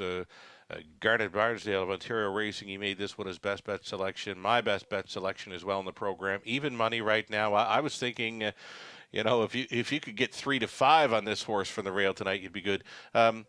For myself, YS Delight, he's been a strong closer in London, and I say that because I've never seen him draw that well. But I do know this horse is really good on the front end mission. A rail advantage, he's not gonna let that go to waste tonight, Robert. Can't imagine, right? I mean, I know when I owned horses, you draw the rail on a half-mile surface, you only want to go one way, and that's forward. And I'd have to think that's going to be what we see from YS Delight tonight. Listen, he's a horse that he's always right there, isn't he? 18 out of 26 in the top 3 and wins at a high clip. This looks like a really good spot for him, too. I looked at the program. I thought he was likely the most probable winner, but I figured others would go in his direction for a best bet, and we've seen that happen. A little bit concerned that we're all kind of in the same camp here, right? Sometimes that handicapping weight might pull a horse down, Sugar. Yeah, I hear you. I hope we didn't put the jinx on him. We do have Nahu Picks back with us this season, doing selections on race days. Rod Adams Jr. Did the picks for tonight. He did go against the grain here with number 3, Holly's Treasure, Natasha Day on board for Team Schneider. YS Delight for me, though, just a really nice horse. I like him with that rail advantage. And there is a look right now at number 3, Holly's Treasure. As mentioned, Natasha Day on board. And this one, you know what? The son of State Treasurer did get around Grand River Raceway this past summer in 54-2.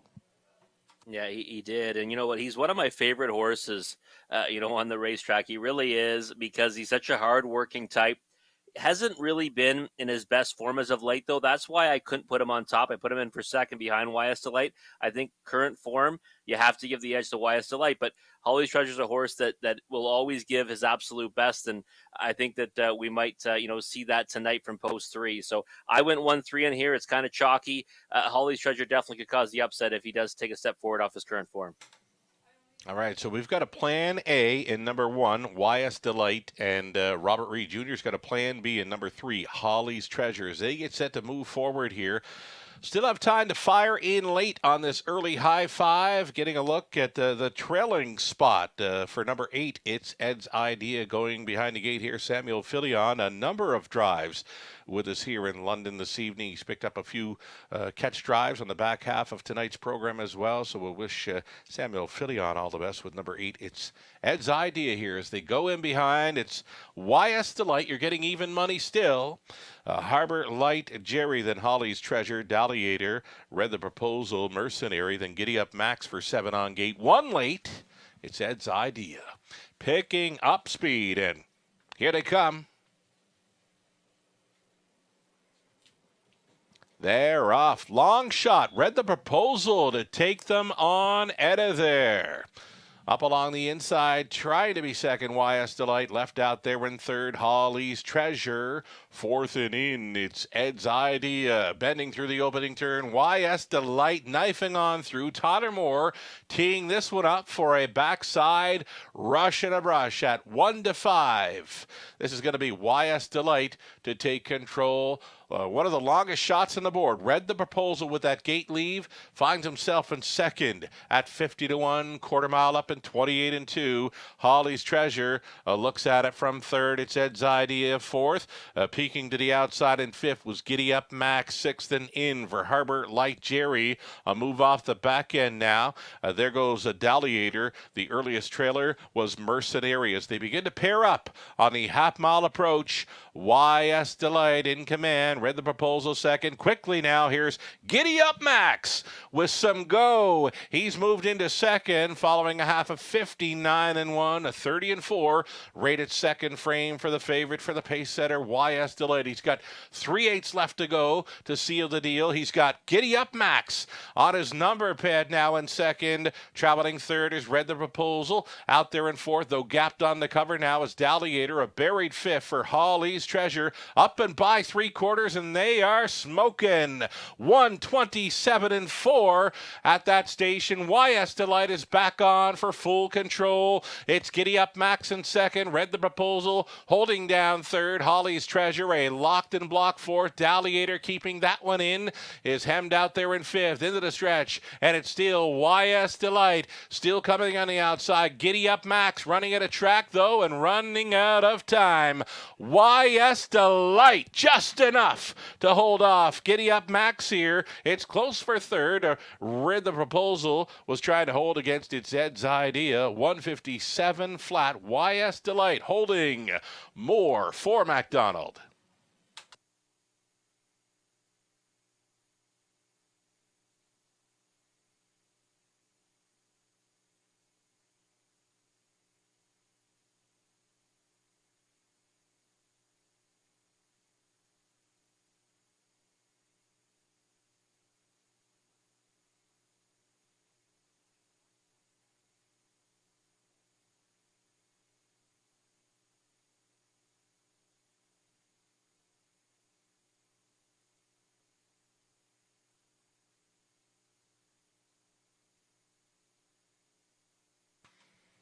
Down to the wire here, number 1, YS Delight had just enough to hold off the first up attacker. That's a big trip by Giddy Up Max. Big final half for that one to be right there with the unofficial winner. 1, 7, 5, and 8. And it looks like 3 to complete the high five. 1, 7, 5, 8, and 3. You've got a heavy favorite on top. You've got one of the longer shots finishing third to up the price on the super high five play. Awaiting the winner in the Golden Genies of Enbridge, Gas Inc. Joining us tonight from Chatham. They're at the top of the fair. We've got Sylvia assembling all down in the winner's circle. And again, here is YS Delight. Tyler Moore coming back for this photo with the Golden Genies of Enbridge Gas Inc. group from Chatham. Thanks so much for joining us tonight, folks.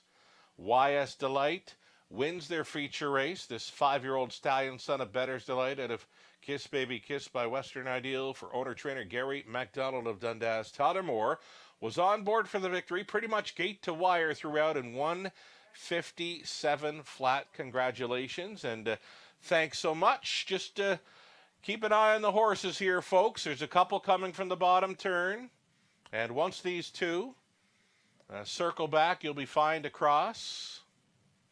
And again, thanks so much to the group, Golden Genies of Enbridge Gas Inc. You betcha.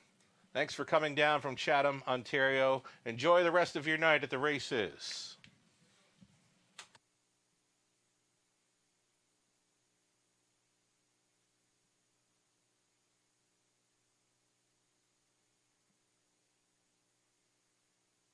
Going official here in the 5th, YS Delight, a winner, 260 on the nose, exactor 1080, dollar try, 88.90. The high five, 20 center, were 359.32. That's all right with a 1 to 5 on top. Daily double worth 470. Pick 3 for $1.45. Pick 4 for $1. 36.30. The 20-cent pick 5. 74.56. That's all right for what came through the front 5 races of our program. The rundown, YS Delight won it. Harbor Light Jerry 7th. Holly's Treasure 5th. Alligator 6th. Read the Proposal 3rd. A Mercenary was 8th. Giddy Up Max was a strong 2nd. Circle him up for next time. It's Ed's Idea was 4th. 28-2. 59-1. 127-4, and the mile was 157 flat. YS Delight from the top, a 175, 63, 824. Here we go. It's the back half of a Tuesday night program set to begin. Race 6 still on the pace for an exacta try super. This one starting a late pick 5. Another one of those go-to wagers coming up. $5,000 guaranteed pool involved here. 7 minutes to post time.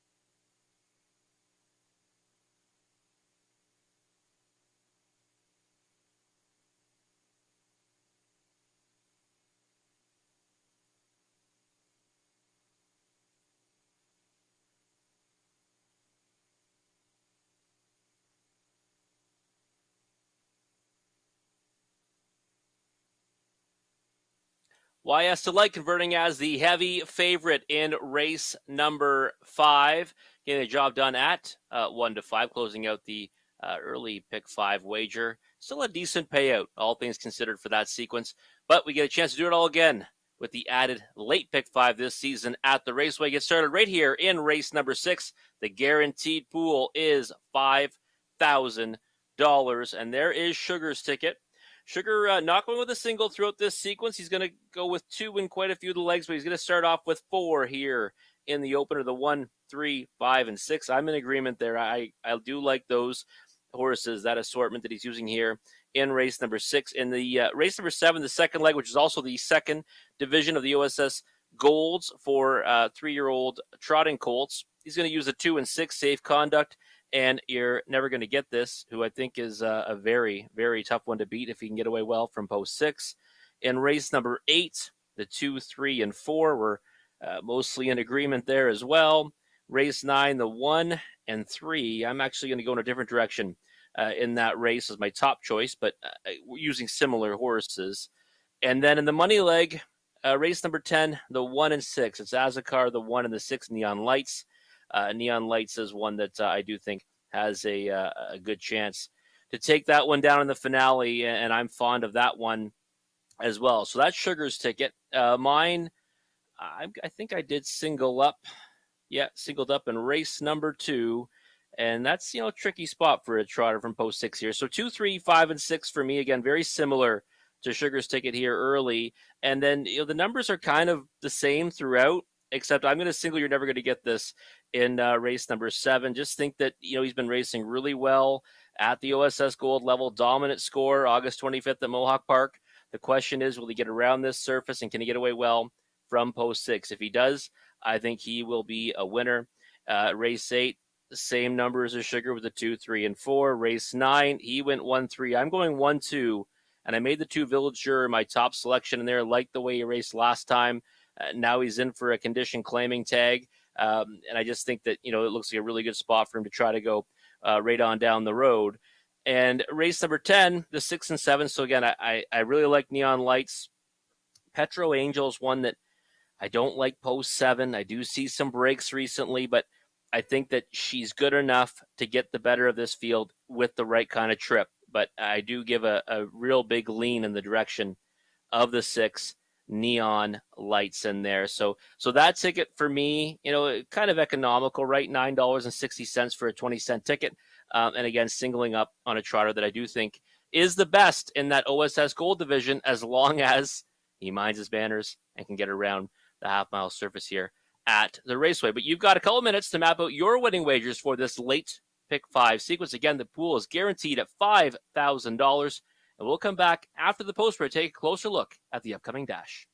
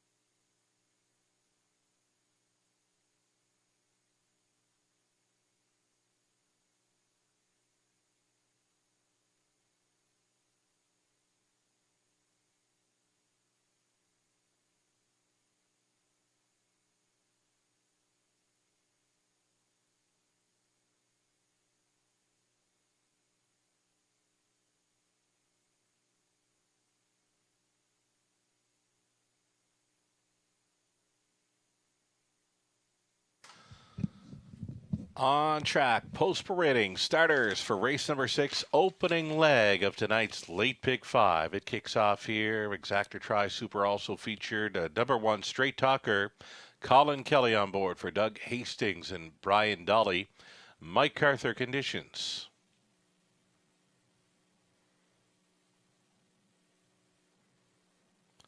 Credit Cowhigh is 2. It's Tyler Borth for Lisa DeRoche. The trainer Patrick Bissett. Hot Racing Stable, Chris Rogers, Mario Bayarjan, along with Louis Kligman, share the ownership on 3. Music Box Noise. It's Marie-Eve Robitaille, the conditioner Mario Bayarjan on board. Time waits on no one. Out of post 4. We've got Travis Henry on board for Catherine McClure and Ruth Hasty. It's George McClure training. Number 5, a Disruptor, Anthony Hahn for Chris Nickel. Trainers Meg Crone. Then the 6, Rockabilly Cookshut. It's owned by Glenview Livestock Limited. Trainers Lacey McCabe, the driver Jay Harris.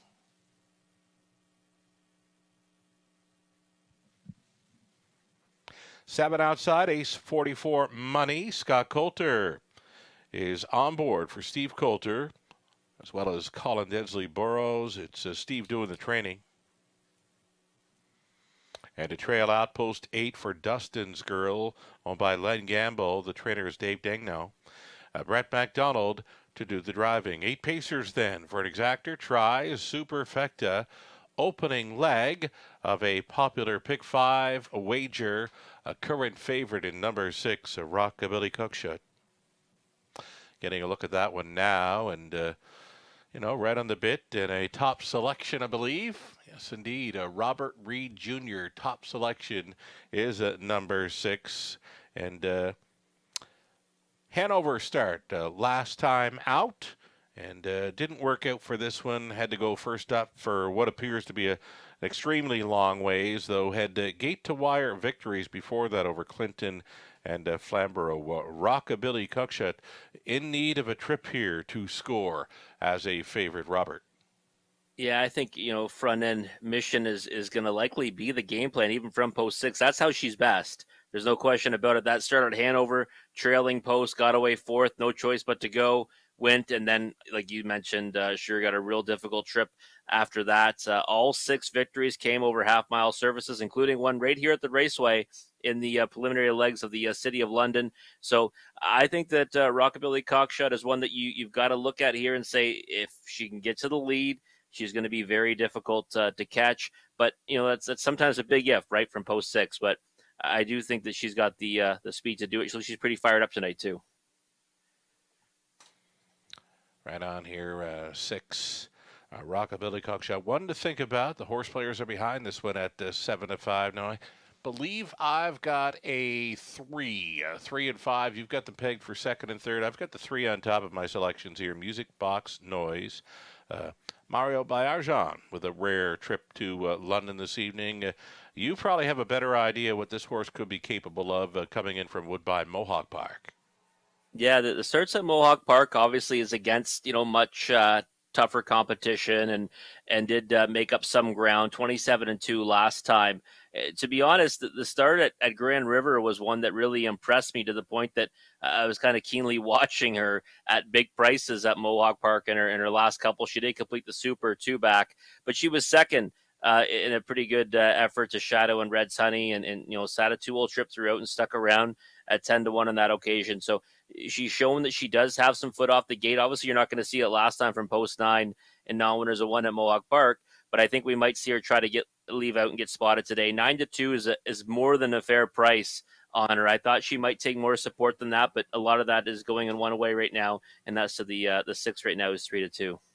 Right on. I want to see her up close here. I want to see Mario sending number 3 Music Box Noise into that first turn. She appears to do much better when riding along up close. Another one to consider, maybe the 5 A Disruptor. Had the qualifier over Woodbine Mohawk Park. This one's been put away for a few months. Goes out for conditioner Meg Crone, Anthony Hahn on board for the drive. Here's another one that seems to do well when racing up close. The only question mark on this one would be the time away from the races, right? Exactly. Yeah, the readiness. Is she fit enough? The qualifier looks like a decent one. The problem I have though is that qualifier was August the 16th, right? So we're dealing with a horse coming off a layoff, and then we Yeah. don't know what she's been doing since then. Now, the one thing I'll say about getting on horses bandwagons that haven't raced in a while this time of year, a lot of these other horses have been, racing week in and week out, and it's a bit of a long season at this point for them, right? Where these fresh horses kind of come back off the bench and can have a lot of success. Again, the problem I had with A Disruptor is how do we kind of figure out what her fitness level is with a qualifier on August 16th? But I do like the theory in playing horses that are coming back this time of year. Right on. The one thing I got thinking about was, qualified mid-August. Maybe they weren't so happy with that qualifier. They took a little more time to prep this one to get ready for the fall meet here in London. That's my story, and I'm going to stick to it here. The starting gate has moved into position. Still time. You'd have to hurry, though.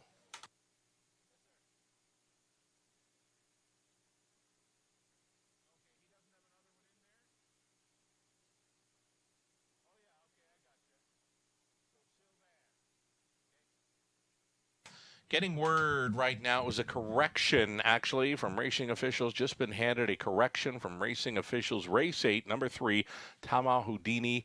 It will be Sylvain Filion. Again, in race number 8, the 3, Time Out Houdini will be driven by Sylvain Filion. I've just been handed that correction by racing officials right now as they go behind the gate for race 6. Straight Talker, Credit Kawhi, that is, Music Box and Noise, at Time Waits and No One, A Disruptor, Rockabilly Cookshut, Ace 44 Money, Dustin's Girl, here they come.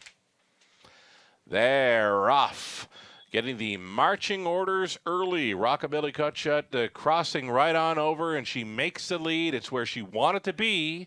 At 2-1, Rockabilly Cookshut is in control. Credit Kawhi is all alone, traveling second. Music Box Noise. She's going to race close in third, though she is already about 6 lengths off the lead. She's going to close up the gap right here and now. A Disruptor is traveling fourth. Fifth best away for Time Waits on No One. Ace 44 Money is going third to last, and it's Dustin's Girl. And trailing the field on and into turn number 2 was the rail starter, Straight Talker. Straight Talker with a slow get. 28 and 3, quarter mile for a headstrong, a Rockabilly Cookshut. Jay Harris striding away by 2. It's Credit Kawhi racing second. Here's an uncovered bid now, coming in the form of Time Waits on No One. That's live cover for Ace 44 Money at a price. Half clocking 59 seconds flat. Rockabilly Cookshut is still the one. It's Time Waits on No One. Try to be second against Credit Kawhi. Out there in fourth, Ace 44 Money, a buried fifth for Music Box Noise. Struggling maybe there in sixth. Gapped off now is A Disruptor. Trying to go around that. Dustin's Girl and still trailing. Straight Talker up and by 3/4. And Rockabilly Cookshut. She's wanted every call. She's gotten every call. 3/4 teened and beamed. 127 and 4. She was 28 and 4 through the third. Credit Kawhi holding down second. Back on for third. Music Box Noise. It appears they're going to race for a place in this one. Rockabilly Cookshut appears to be Gonzo battling on for the deuce. Music Box Noise went by Credit Kawhi. It's all Rockabilly Cookshut here. A winner by 5. Music Box Noise was second. Credit Kawhi third. A Disruptor did hold fourth. 156 and 4 just to tick off her life best. Rockabilly Cookshut, Harris for McCabe.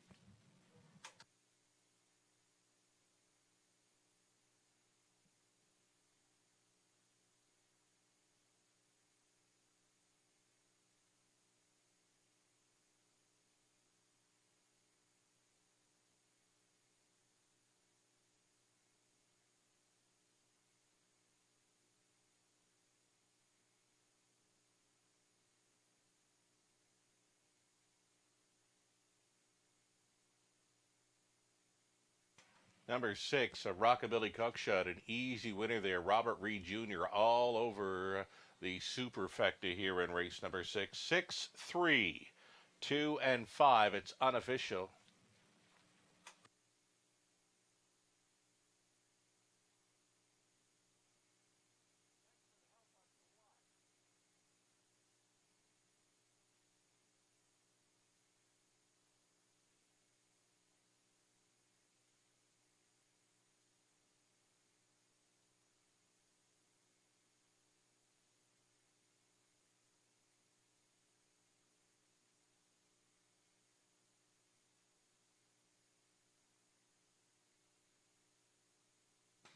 Reporting home a winner here, 2-1 favorite, Rockabilly Cookshot, the 3-year-old daughter of Better's Delight out of Lady Terror by Western Terror, owned and bred by Glenview Livestock Limited. Lacey McCabe condition, Jay Harris, driven to win as she goes just a tick off her life best. The track in fine form this evening. It's a 1:56.4 trip downtown in London for Rockabilly Cookshot. Congratulations.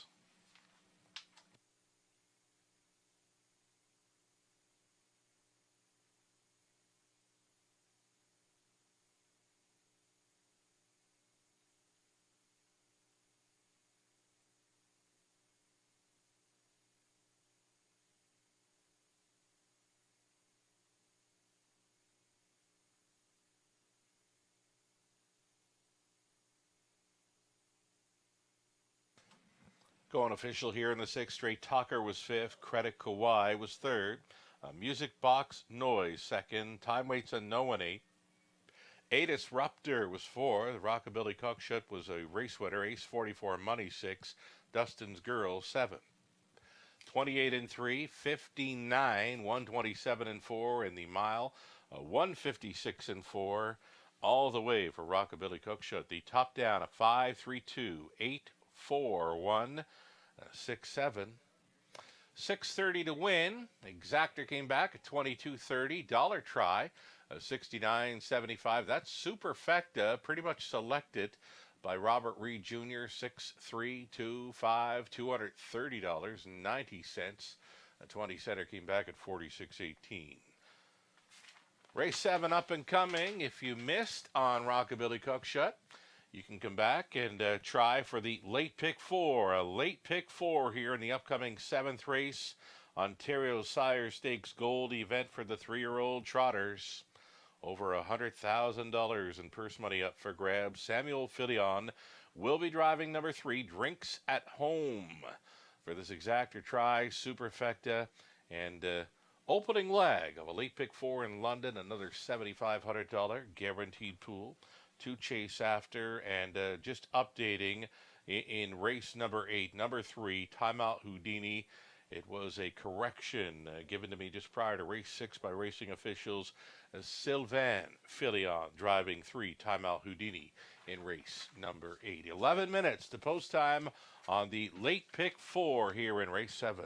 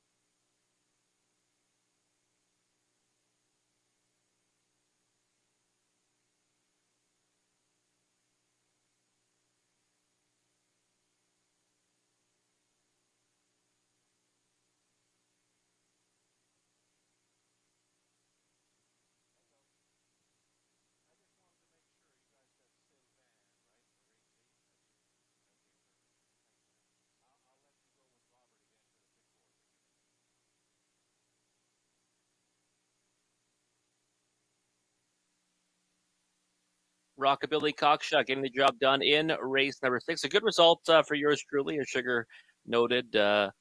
Had the super there, which paid very well. I was kind of shocked it paid so well. I was expecting to be just over $100.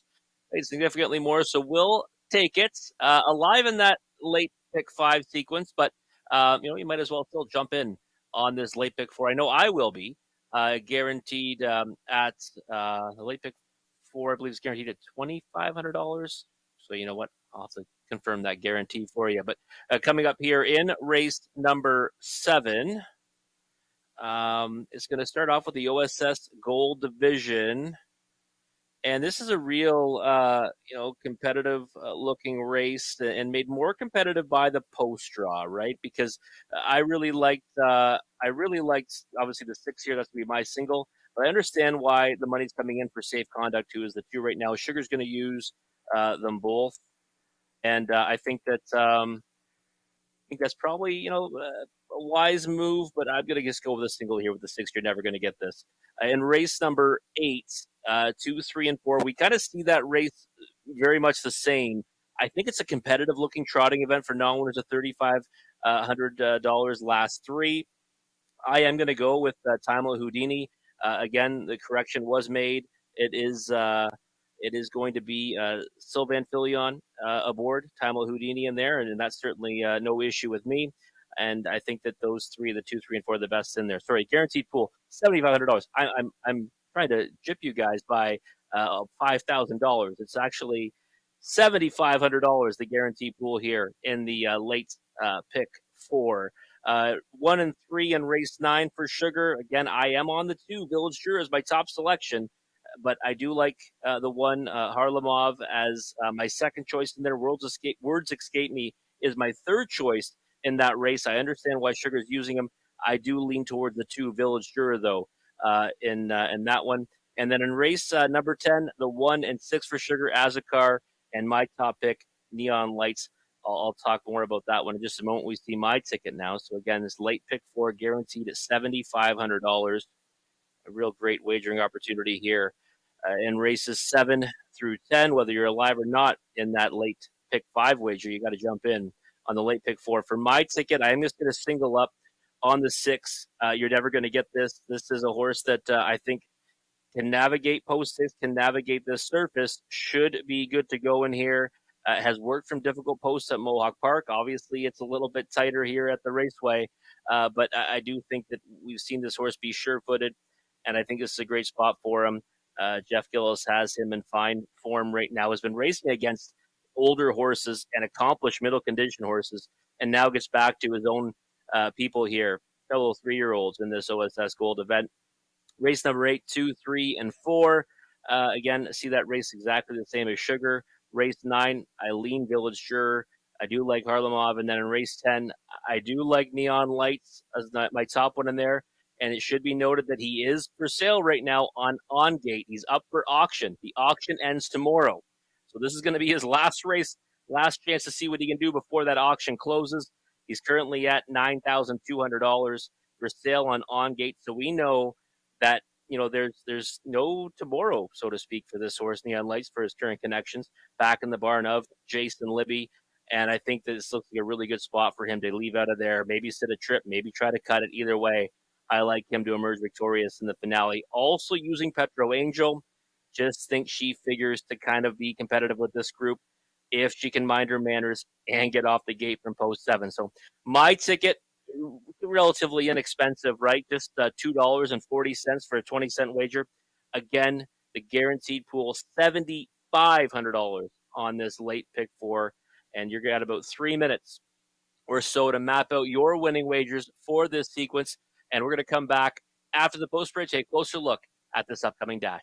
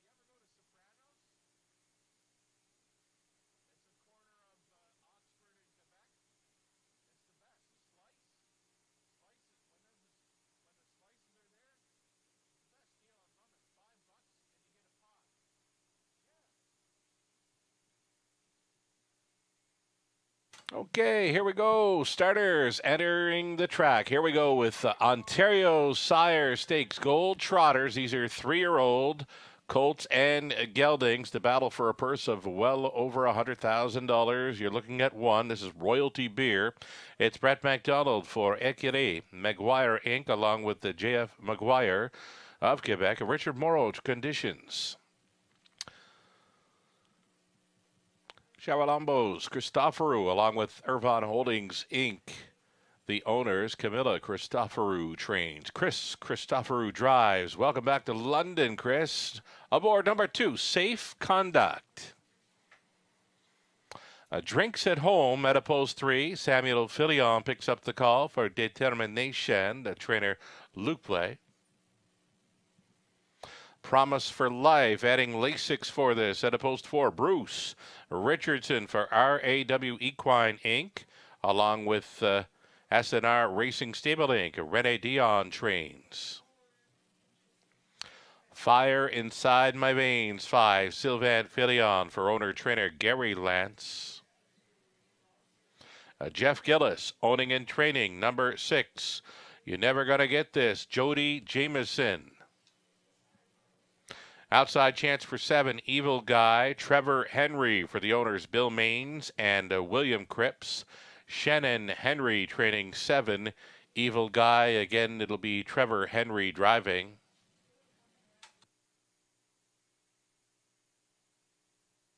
And then number 8, CM, Save Will GL.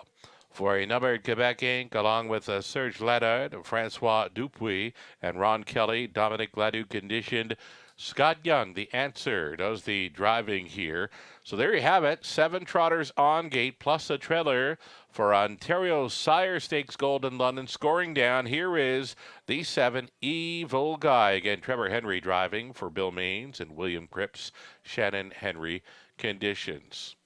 Exactor, Try, Superfecta, opening leg of an early pick 4, and here is a look at the single for Robert Reed Jr. This is 6. You're Never Gonna Get This, going out for Jeff Gillis. Jody Jameson on board, and you're leaving it all on the table here with your single. You're Never Gonna Get This, and I'm not sure if he's got some half-mile experience, but trotters around London going for some big money. I had to go too deep in here, but you know what? You can talk up to 6. The price is right, hey? Yeah, the price is definitely right. I was not expecting this. I like Safe Conduct as well. It's my second choice in the race, but for me, I just thought this horse has really kind of found his best stride late in the season. I mean, he crushed this competition last time he raced at the Gold Level Sugar, and since then, that's older horses and seasoned race horses in middle condition races. Now was a 10,000 last 5 and his last 2. And really, I know he disappointed as a favorite 2 back. To me, he shouldn't be the favorite in there because he's facing older foes, and he still made a really good account of himself. He looks good on the track right now. He has never raced on a half. He's raced on a 5/8 twice, both times stayed flat, but he was a different horse back then. He's evolved so much for Jeff Gillis since then. So I really think that he's the one to beat. And 5-2, I'm surprised with the price. I really am. I think that price is an overlay right now. The score down might tell us a little bit. Yeah, it looks pretty good out there. What do you think?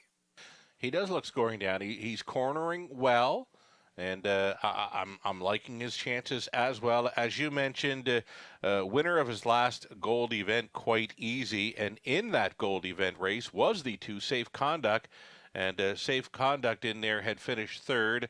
He had a rail advantage. Well, I'm not sure if there's any advantage to the rail at Mohawk, but he was sitting well back off the pace. He came from 8th to finish 3rd, so he closed in to You're Never Gonna Get This pretty good in that last gold event. Your thoughts on number 2 then, Safe Conduct, for Team Christoforou? I like the fact that both of these horses not showing any X's throughout their program lines, and that's great to see. They look like pretty honest trotters coming in. Yeah, they are, and Safe Conduct's come a long way in that regard, right? Because he was a horse that has made breaks in the past, and just taking a look right now at his lines on a half. I mean, he was 2, but he made a break at Flamborough Downs. He made breaks earlier in his career but since then has been a lot more sure-footed. I just don't know. Again, this discrepancy in price for me is what I struggle with. It's tightening up right now. It's Save tightening. Conduct's a great trotter in his own right. I still think that my top selection deserves to be the favorite, but I envision this race kind of being, if they both mind their manners, they are kind of leaps and bounds better than the rest. Okay, the track appears to be playing quite well tonight for speed, and it's quite quick for an October evening here in London. We saw the track trotting record overall. Track trotting record smashed, 155 and 4 by Duly Resolved in the other Ontario Sire Stakes Gold event. Any shot of a track record? Do you think they can lower that 55 and 4 score by Duly Resolved? Any shot, Robert? I don't know. That's pretty tough. I mean, I think we saw Duly Resolved, who, was so dominant last season. Like I said, he was kind of trending back to his former self. And I think that maybe we saw that kind of version of himself tonight, right? So Right. It might be tough to see it. Having said that, you're never going to get this. Like I said, he was very good, almost breathtaking in that August 25th start. He blew his competition away. I mean, Twinbee Archie couldn't even get near him. So I wouldn't be surprised to see this, go be a pretty quick mile. But at the same time, like I said, Duly Resolved is something I thought was very special tonight. I think it's hard to replicate it. It was wonderful to see. It was a thing of beauty, like you said. Duly Resolved in 155 and 4 under wraps, mind you. Here we go with the second division of the Ontario Sire Stakes Gold Trotters. 3-year-old Colts and Geldings lining up here. Royalty Beer, Brett McDonald. Safe Conduct, Chris Christoforou.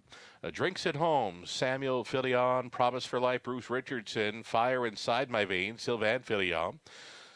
You never gonna get this. Jody Jameson, Evil Guy, Trevor Henry, One Trailer, CM Save Will, GL, Scott Young. They're an eighth of a mile from the start. 3-year-old trotting boys pick up speed. Here they come.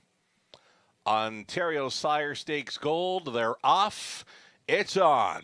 Early speed from Fire Inside My Veins. Along the inside, Safe Conduct coming away nicely for Christoforou. And out there in third, you never going to get this. On through the opening eight, Safe Conduct does take control here. Pocketing up was Fire Inside My Veins. Up on the outside, a rushing and a brushing. You're never going to get this for Jody Jameson up against the early pace setter, Safe Conduct. The favorites throw down through that opening quarter, 27 and 2. Bullet speed and paying the cost to be the boss. Jody with you never going to get this did take control, but they were all in early. Safe Conduct did back off for second. Fire Inside My Veins is trotting from third. Fourth best away for Royalty Beer. It's a gap slightly back to fifth. And CM Save Will GL. Then it's back to Drinks at Home. A move to the outside. Promise for Life. Trailing the field. Evil Guy. Half clocked up at a nifty 56 and 3. Could very well be the quickest half ever trotted here in London. This is You Never Gonna Get This on the lead. Here comes Royalty Beer at a big number, 23 to 1 in fact. Matching strides with the leader, locked in the box, all dressed up with no place to go in London is Safe Conduct for Christoforou. Upset in the making, possibly at 3/4. Hit me. 26 and 1. It's a half length in front now for Royalty Beer, trying to come back to him. You Never Gonna Get This. And coming from the clouds, here comes Bruce with Promise for Life at 25 to 1. Upset, you bet. Up on the outside, here's Promise for Life and Richardson for Dion. They're going to score second best. Fire Inside My Veins, then Safe Conduct, and You Never Gonna Get This. 156 and 3. Huge upset for the Connections here, a 25 to 1 score in the Ontario Sire Stakes Gold.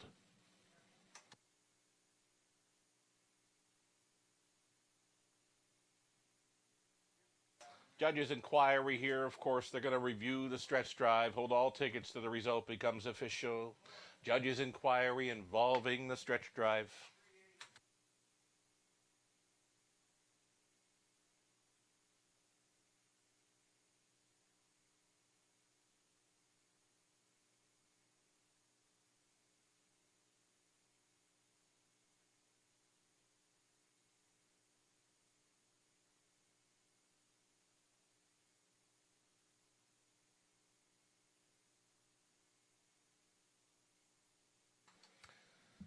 Getting a look right there at number 4, Promise for Life. There was Lasix added this evening. He went up on the grandstand side and circled up from well back there off of the quick fractions. Here's Promise for Life winning in an Ontario Sire Stakes Gold Shocker. 25-1 winner here.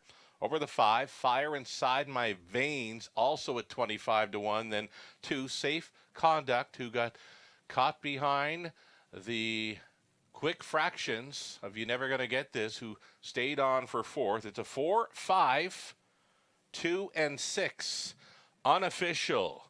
And now returning for the spoils of victory, Bruce Richardson, engineering the 7th race upset with Promise for Life. He's a 3-year-old Bay Colt son of Royalty for Life. And of I Promise Not to Tell by Angus Hall for RAW Equine Inc., as well as SNR Racing Stable Inc., Rennie Dion conditioned, and a Bruce Richardson driven, matching the 3-year-old Trotting Colt track record of 156-3. We watched Duly Resolved smash the track record earlier in the Division 1 of the Ontario Sire Stakes Gold, and here is Promise for Life upsetting and matching the 3-year-old Trotting Colt mark of 156-3. And that was set by Zorvig, make it Il Mago, and Trevor Ritchie back in 2012. So 10 years that 3-year-old Trotting Colt mark has stood in place, and it gets matched tonight by Promise for Life. Bruce Richardson for trainer Rennie Dion, taking home the spoils of victory, which include a nice chunk of the $100,000 plus purse. Ontario Sire Stakes Gold Shocker here in race number 7. Ongoing judges' inquiry here. They are reviewing the stretch drive, holding all tickets till the result becomes official. Thanks so much, Marta and Sophia, being with us tonight for the blanket presentations. On behalf of Ontario Sire Stakes.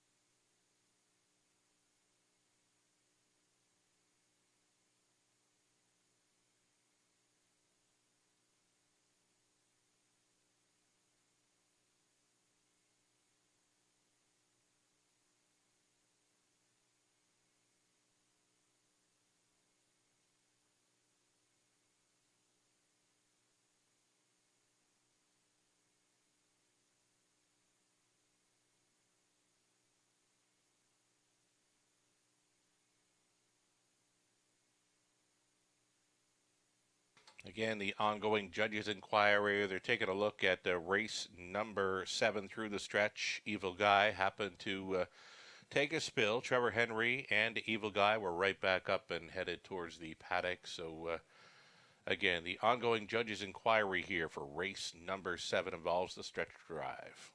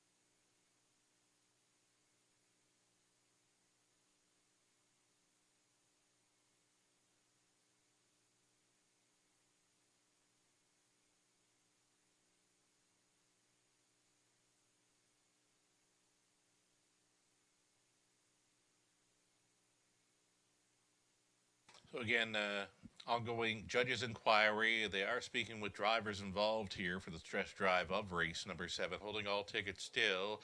Ongoing a judges' inquiry here in this Ontario Sire Stakes Gold event.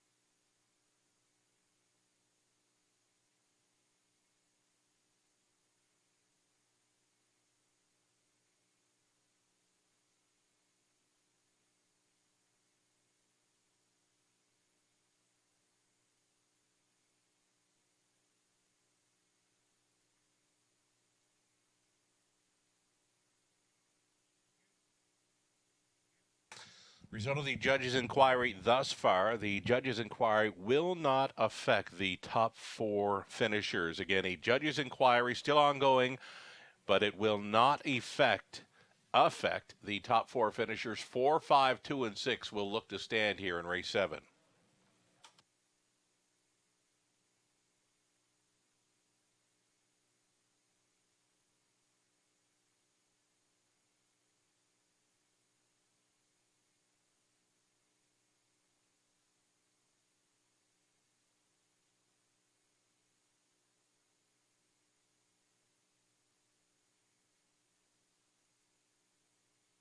Prices posted. Again, the top 4 have been made official. Promise for Life. Bruce Richardson, $53.80 for the upset. Exactor comes back at $730. The Dollar Try, $1,476.30. The Superfecta for a buck, $5,100, $2.65. The 20-cent Superfecta comes back at $1,020.53. We'll have the official rundown from 1 through 8 shortly. Again, the judges' inquiry, it continues on the final 4 positions in race number 7. The top 4 have been made official. Promise for Life with the 7th race upset. Long shot and play to begin our late pick 4 in London.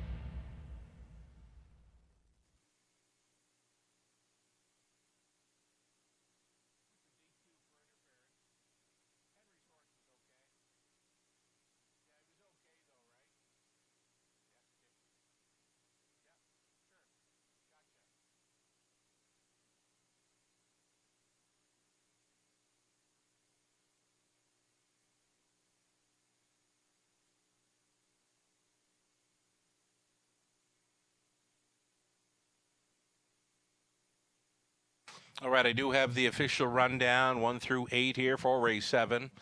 Race 7 rundown. A Royalty Beer was 7th, place 6. Safe Conduct 3rd. Drinks at Home finished 5th, was placed 7th, and disqualified for causing interference in the stretch. Promise for Life was a race winner. Fire Inside My Veins 2nd. You're Never Gonna Get This 4th. Evil Guy did not finish. CM Save Will GL 6th, place 5th.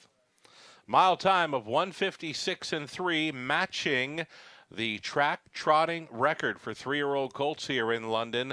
That track trotting record for the Colts was in play, or has been in play, and will remain in play since 2012. It's a 10-year-old track trotting record for 3-year-old Colts set by Ilmago Trevor Ritchie back in May of 2012, matched right there by Promise for Life into the record books.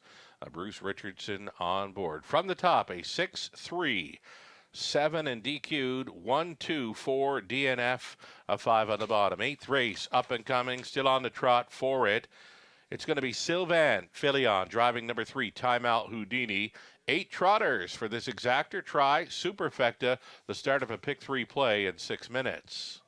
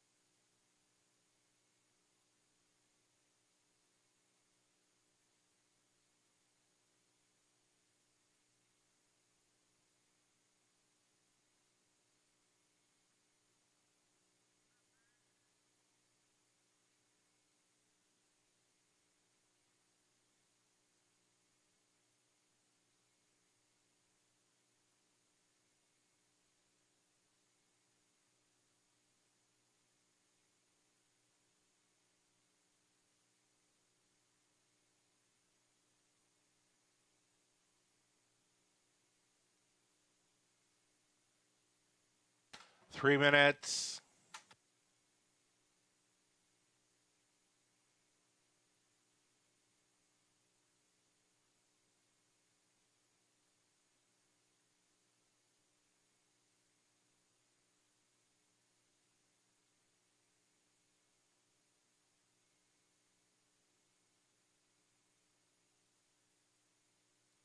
Again, there is that driver change in race number 8, number 3. Timeout Houdini will be handled by Sylvain Filion. Opens up at 3-2.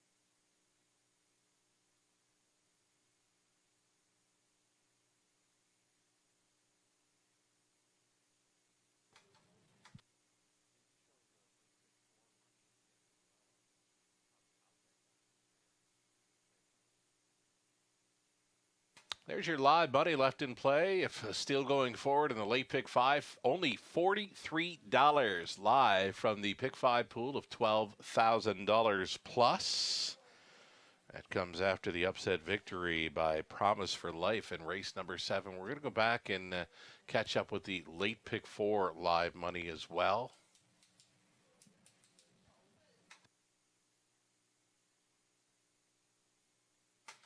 And there it is, and that is after leg 1, just $193 from a late pick 4 pool, $11,520. Likely would have had to go quite deep, though Robert Reed Jr.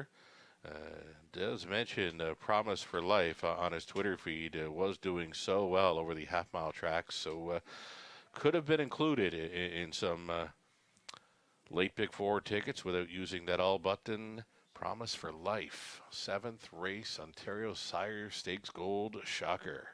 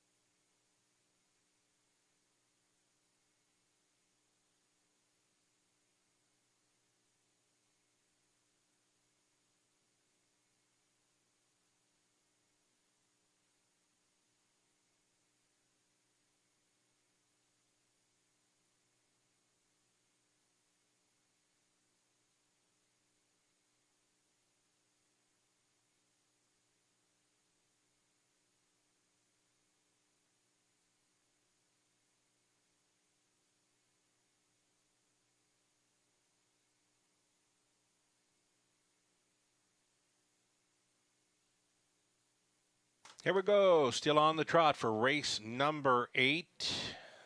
Exacta Tri Super, start of a pick 3 play number 1. Let's take to the sky. Anthony Hahn on board for Dave and Ben Holiday. Dave does the training.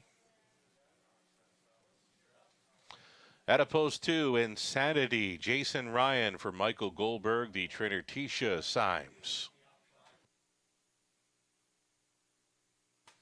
Sylvain Filion gets the call for number 3, Timeout Houdini, ECS Racing LLC of Michigan owning Steve Boston's trains. Arcanum for Tyler Borth for Ken Weiss, along with Christina Anderson, Anderson trains. Heineken Sealster 5, Brett McDonald for owner Glenn Lindsay, the trainers Don Lindsay. Les Écrits Doriani, as well as Gaston Levesque, 2005 Inc. Claude Thibault. Écrits CSL. They all share ownership. Jacques Dupont, training 6, four-wheeling. Travis Henry. 7 outside, Polar Hall. Kevin Davidson. Bruce Richardson, training and driving and trying to come right back.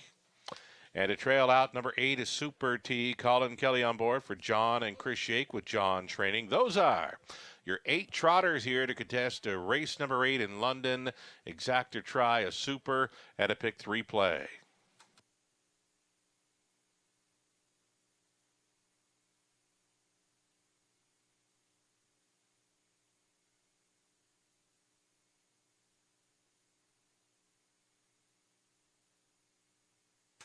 Getting a look right now, number 3, Timeout Houdini. Timeout Houdini will have Sylvain Filion. We'll catch up with Robert about Timeout Houdini. But before we do that, Robert, how about Brooks and Promise for Life? And you've got a little story about his last go around Grand River Raceway. Yeah, I put it on Twitter, Sugar, and first of all, happy for Bruce Richardson and Renee Dion. It's a very nice trotter, obviously one that snuck up on us tonight, but He shouldn't have really, because I did say after his last race at Grand River, he drew outside. It was the start of a big pick 5 carryover. And I said, well, I'm fading this horse. He's going to likely be the favorite. But you said, with the post draw, he doesn't have much of a chance tonight. And he went right to the back just because they all left out inside of him, made up good ground to finish 4th. And afterwards, I said to Gary, I said, well, the good news is if anyone bet him last time, folks, you can jump on him next time when he draws a good post, and we'll do the same. Of course, that post comes tonight in the form of post 4 at the Raceway in a gold event, and he pays 25-1. I had him picked for 4th, but obviously didn't cash anything, So it's one of those things. Sometimes you just have to stick with your instincts. The goal was to play him next time. Maybe it shouldn't have mattered who he was in against because, obviously he needed things to kind of go his way tonight, a speed battle up front, but a nice horse that has been fantastic on a half-mile service, and that's what we say you need to look for in those type of races. Yeah, if you're going 4 or 5 deep in there, you'd include him. It wouldn't have taken the all button to use him in there, but the 4 or 5 deep, you could have started this late pick 4 with a 25-1 shot. And you know what? At 3/4, it was looking well. It had upset written all over it. Jody's horse. He worked hard to grab control. 27-2. That's a quick quarter mile for the trotters. Likely one of the fastest half miles we've ever seen posted by trotters here. 56-3. Yeah, it was huge early speed, and I thought they might just line up, right? But they had other ideas. They both wanted the front, and when those horses were fired up, there was no kind of shutting them down, right? Quality horses that are competitive sometimes don't want to come back to them. Right on. Let's talk up Sylvain Filion hopping on board number 3, Timeout Houdini. Has not started in about 5-6 weeks. Cause for concern? In this case here, I actually look at it as a positive, right? Because Tama Houdini kind of was not racing to his best of his ability. We know this horse, when he's on his game, can be, a decent little preferred type. And it hasn't seen that in a little while and disappointed last time as a favorite. So I'm hoping a little bit of time away, maybe to remedy a few things, get things all right in his world. No Bob McClure, but I love Sylvain Filion, especially on a trotter. So I'm okay with Tamo Houdini in here, 6-5. Tough pill to swallow, but I do think he's the best horse in the race. Your second choice selection, my top selection, I'm going to stick to it here. Number 4, Arcanum. Tyler Borth on board for the drive. And it's been a while since he's been on the half mile, but he did have some starts at Woodbine through the month of September. He did, and we can probably just look past some of those ones. I mean, in against horses near the bottom condition class, but better suited for a half, I think. And his last couple, even at Grand River, were against tough rivals. Now, granted, I think that Tamo Houdini would be competitive, in those type of classes. So, how does that stack up? But Tyler Borth knows his horse well, and I do think that that's the direction you want to lean in if you're not a believer in Tamo Houdini. Right on. Robert Reed Jr. with some insight there on the trotters getting set to line up here for race number 8. The starting card does go into position. Rod Adams Jr. of NahooPicks.com has selected number 3, Timeout Houdini, as his bet selection on this evening's race card. Betting public in behind it, and picks up the driving services of Sylvain Filion. Here we go. Let's take to the sky on the inside. Then Insanity, Timeout Houdini, Arcanum's in the center. Heineken Sealster for Whelan. Polar Hall is on the outside. Then Super T back tearing it. Who do you like?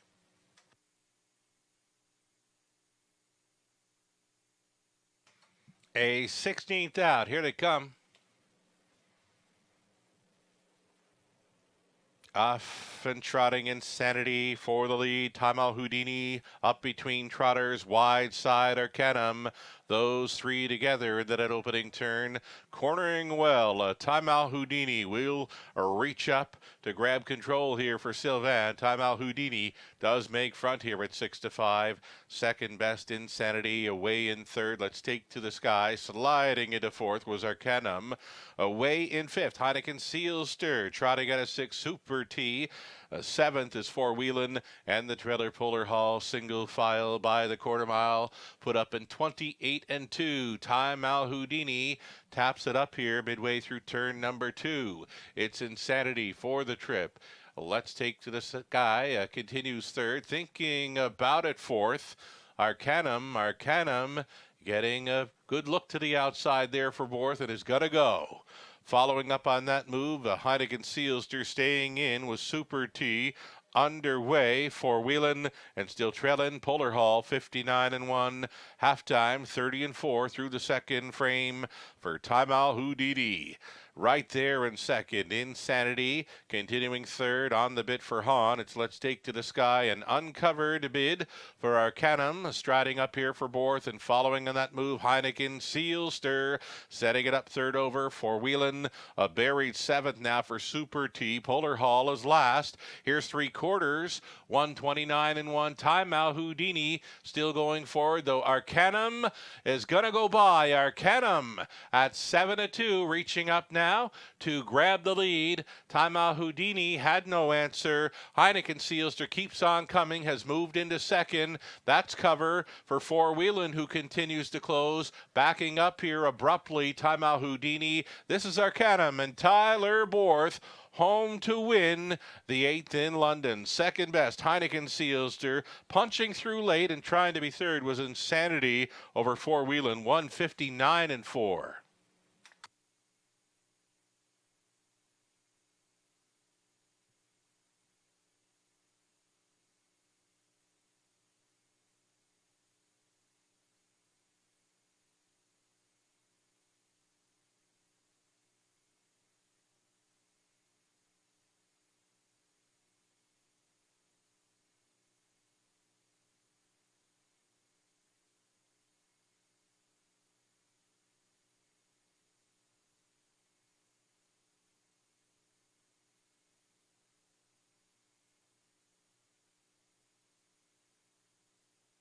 Number 4, Arcanum had that nice brush at three quarters, went on to win here at 7-2 for Tyler Borth. The 5, Heineken Sealster second, and 2, Insanity over 6-4 Wheelan. 4-5-2-6 unofficial.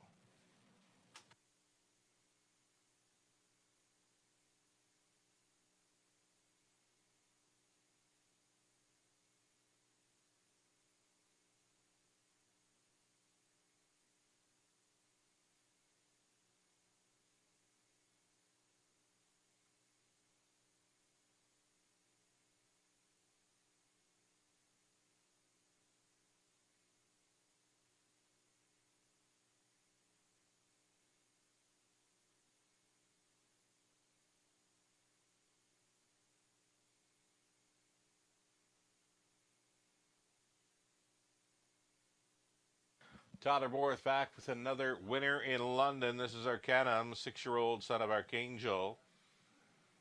At a Tagore. At a Burrow.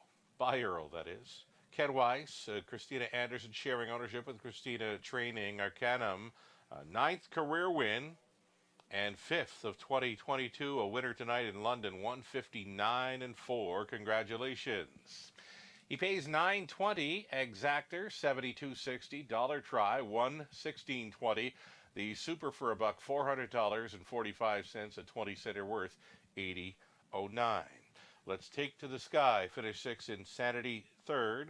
Timeout Houdini was 5th. Arcanum was a race winner. Heineken Sealster 2nd. Four Wheelan was 4th. Polar Hall 8th. Super T 7th. 28-2. 59-1. 129-1, the mile 59-4 for Arcanum. Top down at 6:35, 1, 2, 4, 8, and 7. 2 more to go. We got him on the pace in race 9. We got him on the trot again for race number 10. A 7-horse field of pacers. For an exactor try, super late double, put Scott Coulter on board 7, TJ Spitfire. 12 minutes to post time.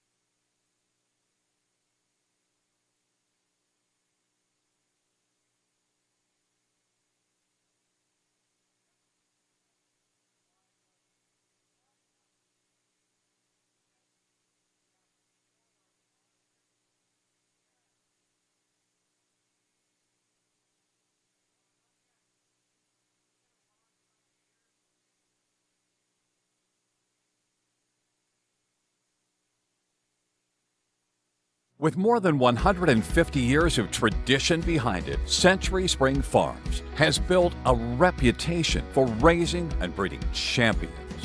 Like two-time O'Brien Award winner and Horse of the Year, Century Pharaoh. Little Brown Jug champion, Limelight Beach.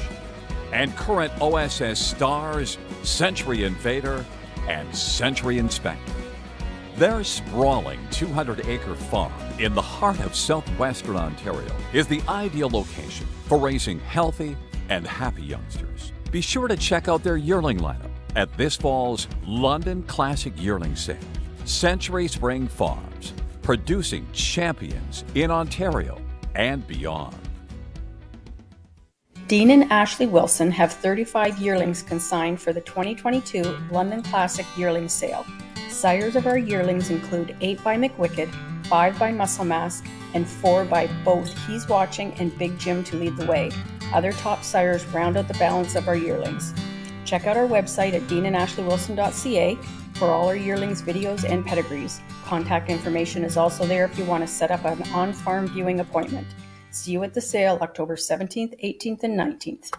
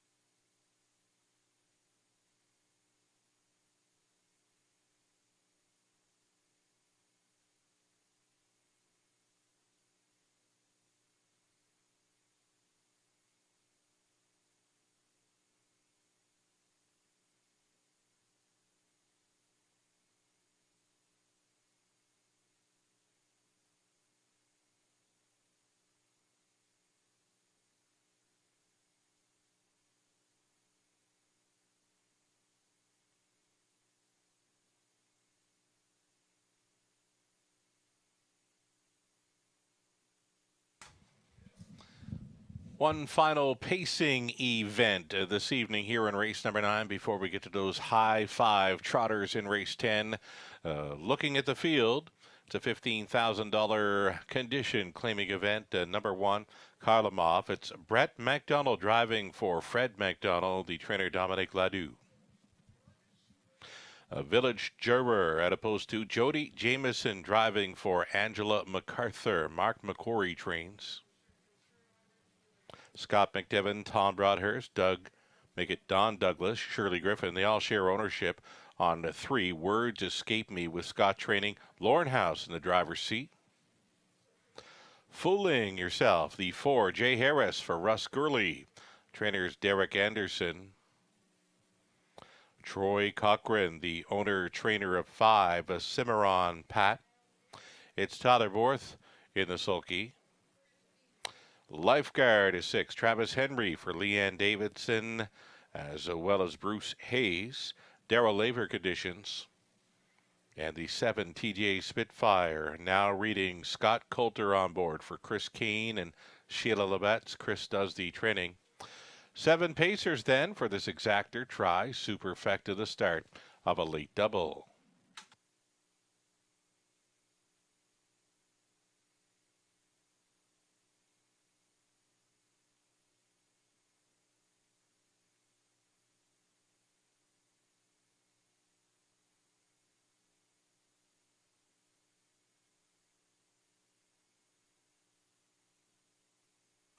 Here we go. We're looking at a top selection here for Robert Reed Jr. in number 2, Village Juror. I do have this one picked in my top 3. Robert Reed Jr. on top with a Village Juror coming in from the 5/8 track around Sarnia for trainer Mark McQuarrie. Jody Jameson recruited to drive this evening. And Robert Reed Jr. Getting down to slim margins on live money left in play for these multi-legs. Only $13 from a pool of almost $13,000 in the pick 5. Likely going to take another one of those long shots to possibly throw a carryover wrench into that pick 5 play. Yeah, we need to see another significant price, I think, to see it happen. And, Ryan Willis on Twitter, he's got his fingers crossed. He's already set on there. That's what he's hoping for to make, Friday night a little more already mapping out an early pick 5 for Friday night. That's Ryan Wilson right now, likely. Yeah, no question. Yeah, he would be. I mean, he lives for those carryover situations. And, I think it's a possibility because I did think that, these races, both we could see an upset, in at least one of them at the end of this year. I do think it plays out logical. But trip scenario could wreak havoc with that, right? So for me, I've got Village Juror here. I love the way he looks on the track right now. I like the price at 7-2. I actually was doing selections for Hiawatha Horse Park in Sarnia all summer, and this was a horse that was kind of always in the mix, right? He was racing against Cruz and Romeo and finishing second to that one. That'll be Tiger. I'd bet in here in a heartbeat. It was runner up to that one on several occasions, and then one in his latest. So I think that he's a horse, getting to these condition claiming types, and it's not like he's in a condition claimer where the lifetime earnings cap's like 30,000, it's 10,000. So coming out of a non-winner as a 5,000 life race really should be a lateral move for him, I would think. And he won in that one, and he picks up Jody Jameson today. So I think he's got a good chance to go gate to wire here, and 3-1's the right price, but that might shorten up come post time. Right on. I'm watching him score around there, nice and relaxed there. Where's the fly screen? Now, I know I've raced horses myself with the fly screen on before, and no biggie, really. It just takes their attention away from anything they may be seeing outside the racetrack, right? It's just an attention kind of, whatever way you want to say it. Yeah, well, yeah, just to keep, I guess to keep him from getting distracted or bothered, right, by things. So, and I think that again, I don't have an issue when horses wear it, and I think that he's one that we should see go down the road tonight, anyways. If that's the game plan, which I think it should be. Harlamov is a horse that you look at him. He's been racing a tougher condition claimers at Mohawk Park. I mean, those are significantly tougher than what he has to face here tonight. Rail control has shown some early speed. I think he's going to be leaving out of there with some kind of intent tonight. 2-1, I think, is probably the right price. We see Village Juror, though, now plummeting down to 9-5. That value is shriveling up in a hurry. Right on. I think you've talked a lot of players into the two Village Juror. The one, Harlamov, I got him pegged for the top spot. Another one to think about, maybe the three. Words escape me. Final thoughts on that one? I thought Words Escape Me to me was about a third choice in here. I just think, maybe a notch below my top two selections. Shout out to Chuck C., friend of the program. He actually likes the four Fooling Yourself in here. That was one of his plays of the night. If the four Fooling Yourself gets there, possible carryovers on our multi-leg wagers. Good luck, Chuck C. Alrighty, here we go. In behind for race number 9 in London, Harlamov, a Village Juror, Words Escape Me, Fooling Yourself, then Cimarron Pat, Lifeguard, TJ Spitfire, all 7 noses on gate for the 9th, top of the stretch. They are picking up speed. Here they come. There, rough. Village Juror left on out of there. A Cimarron Pat Todderborth with early speed. Left out for second up on the wide side. TJ Spitfire through that opening turn. Village Juror along the inside takes the top. Second best, Cimarron Pat. To work out the 2-hole ride here at a price 13-1. It's Harlamov looking at it from a third, a midfield fourth for Lifeguard has settled down in the fourth ahead of TJ Spitfire, the backmarkers. Words Escape Me, and Fooling Yourself for Chuck would have to do it from last. 29 seconds flat the opening quarter mile for Village Juror. Loose up front, that lead is 2 full lengths. Snug reins in second. Fourth was Cimarron Pat. A look to the outside now in third. There goes Harlamov shipping in from Woodbine Mohawk Park. Will stride up now to engage the leader. Village Juror and Harlamov. They're going to hook up with just over a lap to go. Racing at a third is Cimarron Pat. Trying to catch up to cover outside in fourth. There goes Words Escape Me. Then along the inside it was Lifeguard off the back end. Fooling Yourself from last, and now trailing TJ Spitfire 59-3. Halftime. This is Village Juror to lead them on to the long back stretch in London. That is Village Juror. A 3-year-old colt's on a Thinking Out Loud. A 3-wide path now for Words Escape Me, and House has got this one showing some motivation with a quarter mile left to go. 1:29.1 for 3/4. Village Juror pulling alongside Words Escape Me. Words Escape Me making noise. All alone traveling in third is Cimarron Pat, saving all the ground. Lifeguard has come on through for a super effective play into the stretch.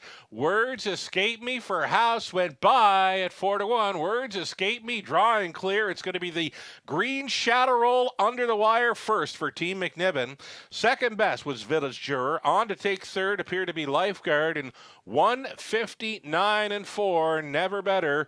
Words Escape Me.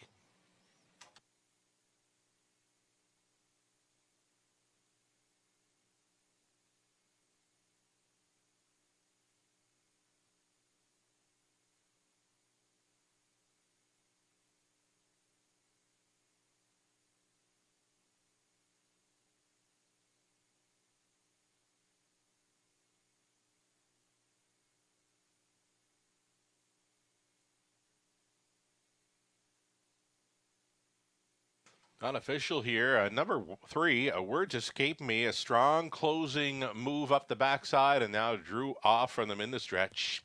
Words Escape Me, an easy winner here in the 9th. Over 2, a Village Juror. Then came 6, Lifeguard. Over the 5, Cimarron Pat. 3, 2, 6, 5, your top 4.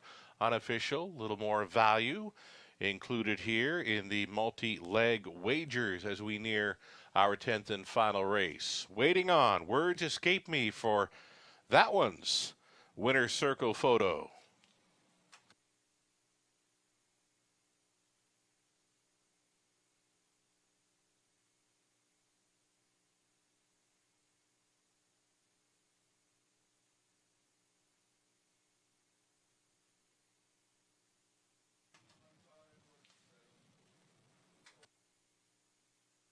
Winning caretaker Kim McNiven meeting up with Words Escape Me, this 3-year-old son of Art Speak out of Escape Girl by Art Escape.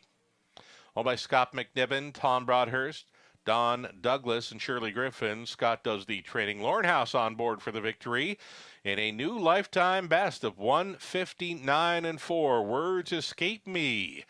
Takes race 9. He paid $10. Exactor $24.10. A dollar try $150.80. A superfecta worth $638.90. The 20-cent return at $127.78. Harlema finished 6th. Village Juror 2nd. Words escape me, a winner. Fooling Yourself was 5th. Cimarron Pat 4th. Lifeguard 3rd. TJ Spitfire 7th. 29, 59 and 3, 129 and 1, and that mile of 159 and 4 becomes a new speed badge for Words Escape Me from the top. A 6-2-1, 5-4, 3 and 7. 10th up next, Trotters. To close out our Tuesday night card, Exactor, try. It's the Super High Five non-jackpot type, and you've got 10 minutes. 10 minutes to make up your mind on the high five for race 10 in London. Live racing comes back on Friday evening. It's a 4:50 start time, Eastern, of course. Sure hope you can join us. 10 minutes away from our 10th and final.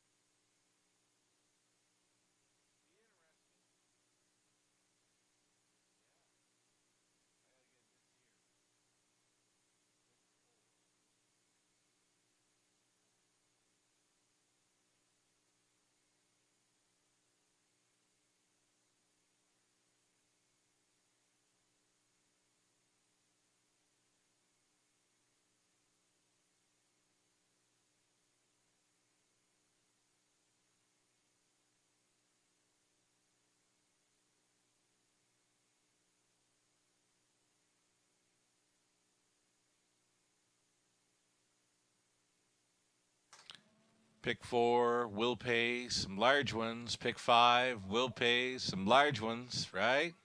And live money left in play. There's not a lot of live money left in play. Those are the will pays for the 20-cent Pick 5. Should 3, 4, 5, or 8 happen to win this 10th and final race this evening, it'd be a carryover into the Pick 5 on Friday evening, the early Pick 5. So best of luck if you've got live plays still in the multi-leg wagers to finish up tonight's program here in the upcoming 10th race. It is a super high five, non-jackpot play. They're on the trot for race number 10. And again, some very nice returns on the Pick 4s and Pick 5s. If you happen to be live going in, best of luck to close things out here in race number 10. We're about 3 minutes away from our final race. And again, we come back on Friday evening at 4:50 start time.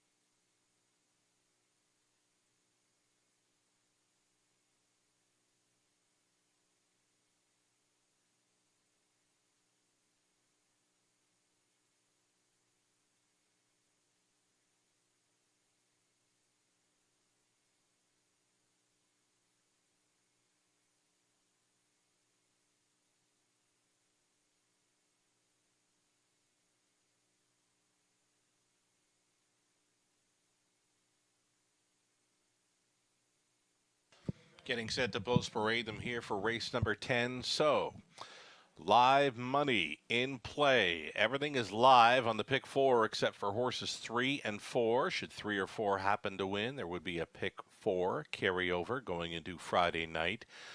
On the Pick 5 side of things, all horses are live except for the 3, 4, 5, and 8. Should 3, 4, 5, or 8 happen to win, our finale, a Pick 5 carryover in the early Pick 5 going on Friday night. So here we go. It's a field of 8 Super High Five Trotters, non-jackpot high five, always here in London. Number 1, Azukar, Colin Kelly for owner-trainer Marielle Emberg. Out of post 2, it'll be Junior. Junior has Anthony Hahn driving for Dennis Duford. The trainer is Ashley Duford. Dominum Deo out of post 3, Travis Henry for owner-trainer Bill Leon. Stars Above Allerich. At a post 4, Tanya Lawson owning, Patrick Bissett trains, Brett MacDonald. Number 5, I Am What I Am, Preston Shaw gets the call for Patricia Gibb. The trainer's Joe Shaw. Lori Keeling owning, Jason Libby now training. Number 6, Neon Lights, Scott Coulter. Petro Angel 7, Scott Ray, Pottets for owner-trainer Darrell Laver. And rounding this one out, the 8, Playful Elegance. Another one for Dennis Duford, trainer Ashley Duford. Tyler Borth stays on for the drive. Those are your 8 trotters, exactor try, and it's the Super High Five play.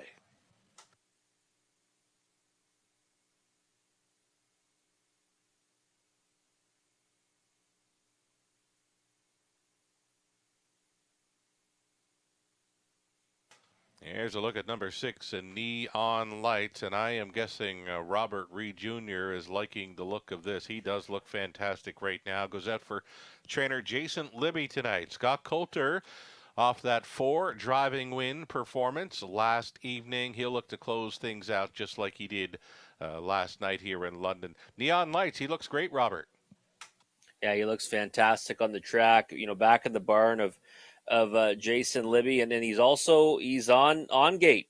The auction closes tomorrow, so Wednesday 12:45 p.m. the auction closes. So this is really where he's going to try to put his best foot forward to try to increase those bids. Current bid $9,200 on him right now.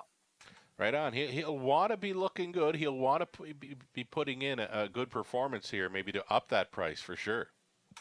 Oh, of course. Yeah. And he's a horse that has early foot off the gate. And I mean, this looks like the type of group that he should be trying to ambush from post 6, 7-5 on the board. No surprise he's getting bet down to favoritism. And I think that pre-race appearance that we're watching right now is actually making that price plummet even more because, boy, does he look sharp with the ears up and really smooth on the trot right now. Right, certainly caught my eye out there, and that's why I mentioned you're likely enjoying the look of him. He does look fantastic for trainer Jason Libby, number 6, Neon Lights. A top selection there for Robert Reed Jr. Another one to consider here. I've got the 8, actually. We're looking at 7. Well, we'll touch on 7. This is a second choice for you. I've got this one in my top 4, actually. The 7, Petro Angel, Darrell Laver, a great trot man around London, and does a fine job shoeing them as well. He's got Petro Angel, Scott Ray on board. Let's touch on Petro Angel here, Robert. Yeah, I'm a big fan of the Laver barn, and I'm a big fan of actually Petro Angel, and a good season, right? 15 of 26 in the top 5 victories, and recently kind of had some time away, brief period, anyways, after some breaks. Did come back and qualify well, then made a break, but then last time, much better. Coming Fashion was a horse that kind of caught fire at Hiawatha Horse Park, so I'm not reading too much into that defeat to that one. And also was coming in off a break, right? So post 7, the main concern, she's a horse that's got speed off the gate. The problem is that you don't really want to risk making a miscue, right? So I think if she can get situated in a decent enough spot, she can get a piece of this. 9-1, I think, is a decent price as a horse to use underneath. Maybe a win candidate if things can go her way. Right on. When you do see a number of breaks on a trotter, it's always good to see that clean line coming in because they're going to be going forward here. My top selection, I'm going to stick to it here. I know you've got it pegged for 4th. I went to the 1, Azukar. Now, I'm just hoping for a little more with that inside post. The form has been off for quite some time here, but does have that victory. We got to go way back to mid-July over Hanover, but for Azukar, I'm looking for some back class to show up here. Yeah, it's possible, right? Rail control, Colin Kelly, that's a combination that I like. I think you have to see this one put into play off the gates. And, I think maybe a shade shorter than I'd like to see at 5-2 right now. I thought maybe he should be more about the morning line of 4-1, but I understand why they're coming for him right now in the wagering. Right on. Always a pleasure catching up with Robert Reed Jr. He'll be with us for the meet Tuesday evenings from his home base. He'll be chiming in with commentary, ticket ideas, and race day selections each and every race day going forward here for this meet. Robert, a pleasure working with you again, and another solid handle for this Tuesday evening. We're going to be up and over, well up and over, I would assume, $500,000 in wagering. Thanks so much for joining us, Robert. Always a pleasure, Sugar. Looking forward to next week already. Right on, here we go. It's our 10th and final race in London. Group of trotters for the non-jackpot high five. Azúcar, a Junior, Dominum Deo, then Stars Above Alleridge. I Am What I Am, Neon Lights, Petro Angel for 7 on gate. One trailer, Playful Elegance. Best of luck to all. If you're still going forward, pick 4 and pick 5 plays on to race 10. Top of the stretch. Picking up speed, and here they come. A breaker at the start, 3, Dominum Deo jumped it off. It's going to be an easy, clear lead for Neon Lights. Neon Lights, he was looking spectacular on Post Parade, and here he is, looking great in the early going. Neon Lights out there by 3. A jumper in the 2-hole. Petro Angel has gone to a break down into the safety lane here for Ray, so they're all still up and all still in it as they go up to the quarter mile. A headstrong Neon Lights. Odds on choice on top, long shot. I Am What I Am, right there now in second. Trotting from third is Zukar. Back on track and trotting from fourth, the headstrong Petro Angel. That has a Junior, parked out and driving a fifth, sixth and in for Playful Elegance. Then it's back to Stars Above Alleridge, and distance following his gate break. Dominum Deo, they come down in front of us to the halfway point. Neon Lights being left alone here. Neon Lights looking great with a lap to go, half clocked up in a minute 1:50. He got his 31 and 2, second quarter breather, and he's back on top by 2.5 lengths. It's Neon Lights, the one to take down. I Am What I Am, happily towing along in second. Azúcar under urging there in third. Fourth and wide is Junior. Fifth and in, Petro Angel. Sixth and in for Playful Elegance. Stars Above Alleridge, seventh. Down to three-quarter pole land now, and they can't get close to Neon Lights. Neon Lights. 129 and 3. He was 29 and 2 through the third, and he's putting some daylight on them now. This is Neon Lights. 5 make it 6, expanding lengths. I Am What I Am, holding down a second. Well back in third is Zukar. Here he is, folks. He is on fire in London. Neon Lights delivering a 4-5 spanking. You can find him on gate. You'll see him in the winner's circle next. It's I Am What I Am finishing second, then Azúcar, Petro Angel, Playful Elegance to round out the high five. 159 and 1. Neon Lights for career win number 29.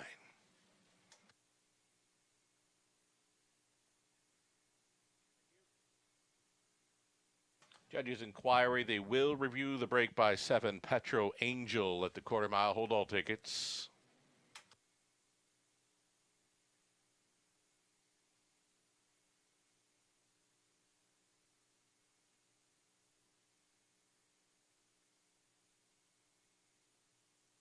A strong finish to our Tuesday evening program. Thanks so much for playing all along.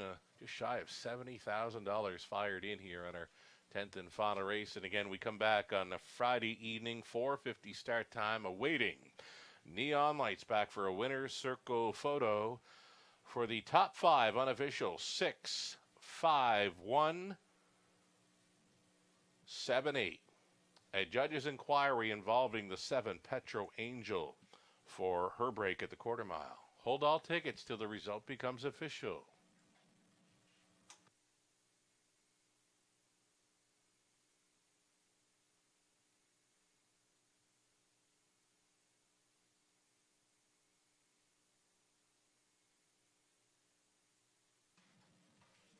Here he is reporting home a winner. He looks just as good now as he did before our 10th and final race. This is Neon Lights, 8-year-old son of Chapter 7 out of Fluorescent by Muzzles Yankee. For Lori Keeling of Woodstock, Jason Libby condition, Scott Coulter, driven to win. It's a mile tonight, 159 and 1. Neon Lights going gate to wire for his 29th career victory. Again, he looked so good prior to race number 10, looked so good during and following. Here he is, Neon Lights to close things out. Congratulations.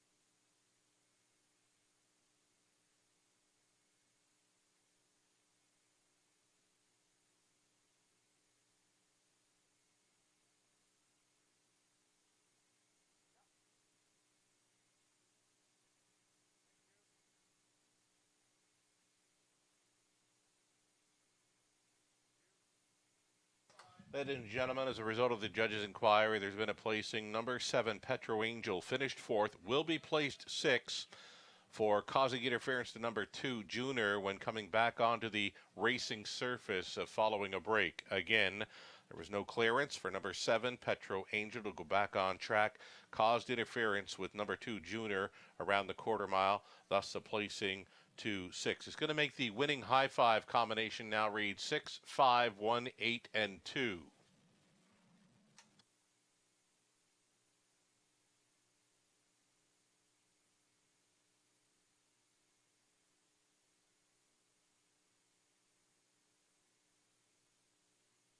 Going official here was Zukar was 3rd, Junior finished 6th and was placed 5th, Dominum Deo 8, Stars Above Alleridge 7, I Am What I Am 2nd, Neon Lights a winner, Petro Angel 4th, placed 6th for entering the track again following a break and did not have the clearance. Playful Elegance 5th place 4th. Neon Lights, easy winner there in the finale, top down 3, 5, 8, 7, 2, 1, 6, and 4. $360 to win, Neon Lights. Exactor $42.90. Dollar try $92.50. A late double $17.70. The pick 3, 20 center $10.81. High five 20 center $299.59. The pick 4 for $1, $2,843.30. And the pick 5, 20 cent pick 5, returning $2,659.64. You'd have to love sitting there with Neon Lights live in that final leg of the pick 5. Nice price, $2,659 and change on a 20-cent pick 5 play. And that'll do it for the live racing tonight. Again, we're coming back on Friday evening, the 4:50 start time. Hope you can join us. Wagering tonight, $553,000 plus. Thanks so much for playing tonight and always from the eye and a London sky. Sugar Doyle, have yourself a great night.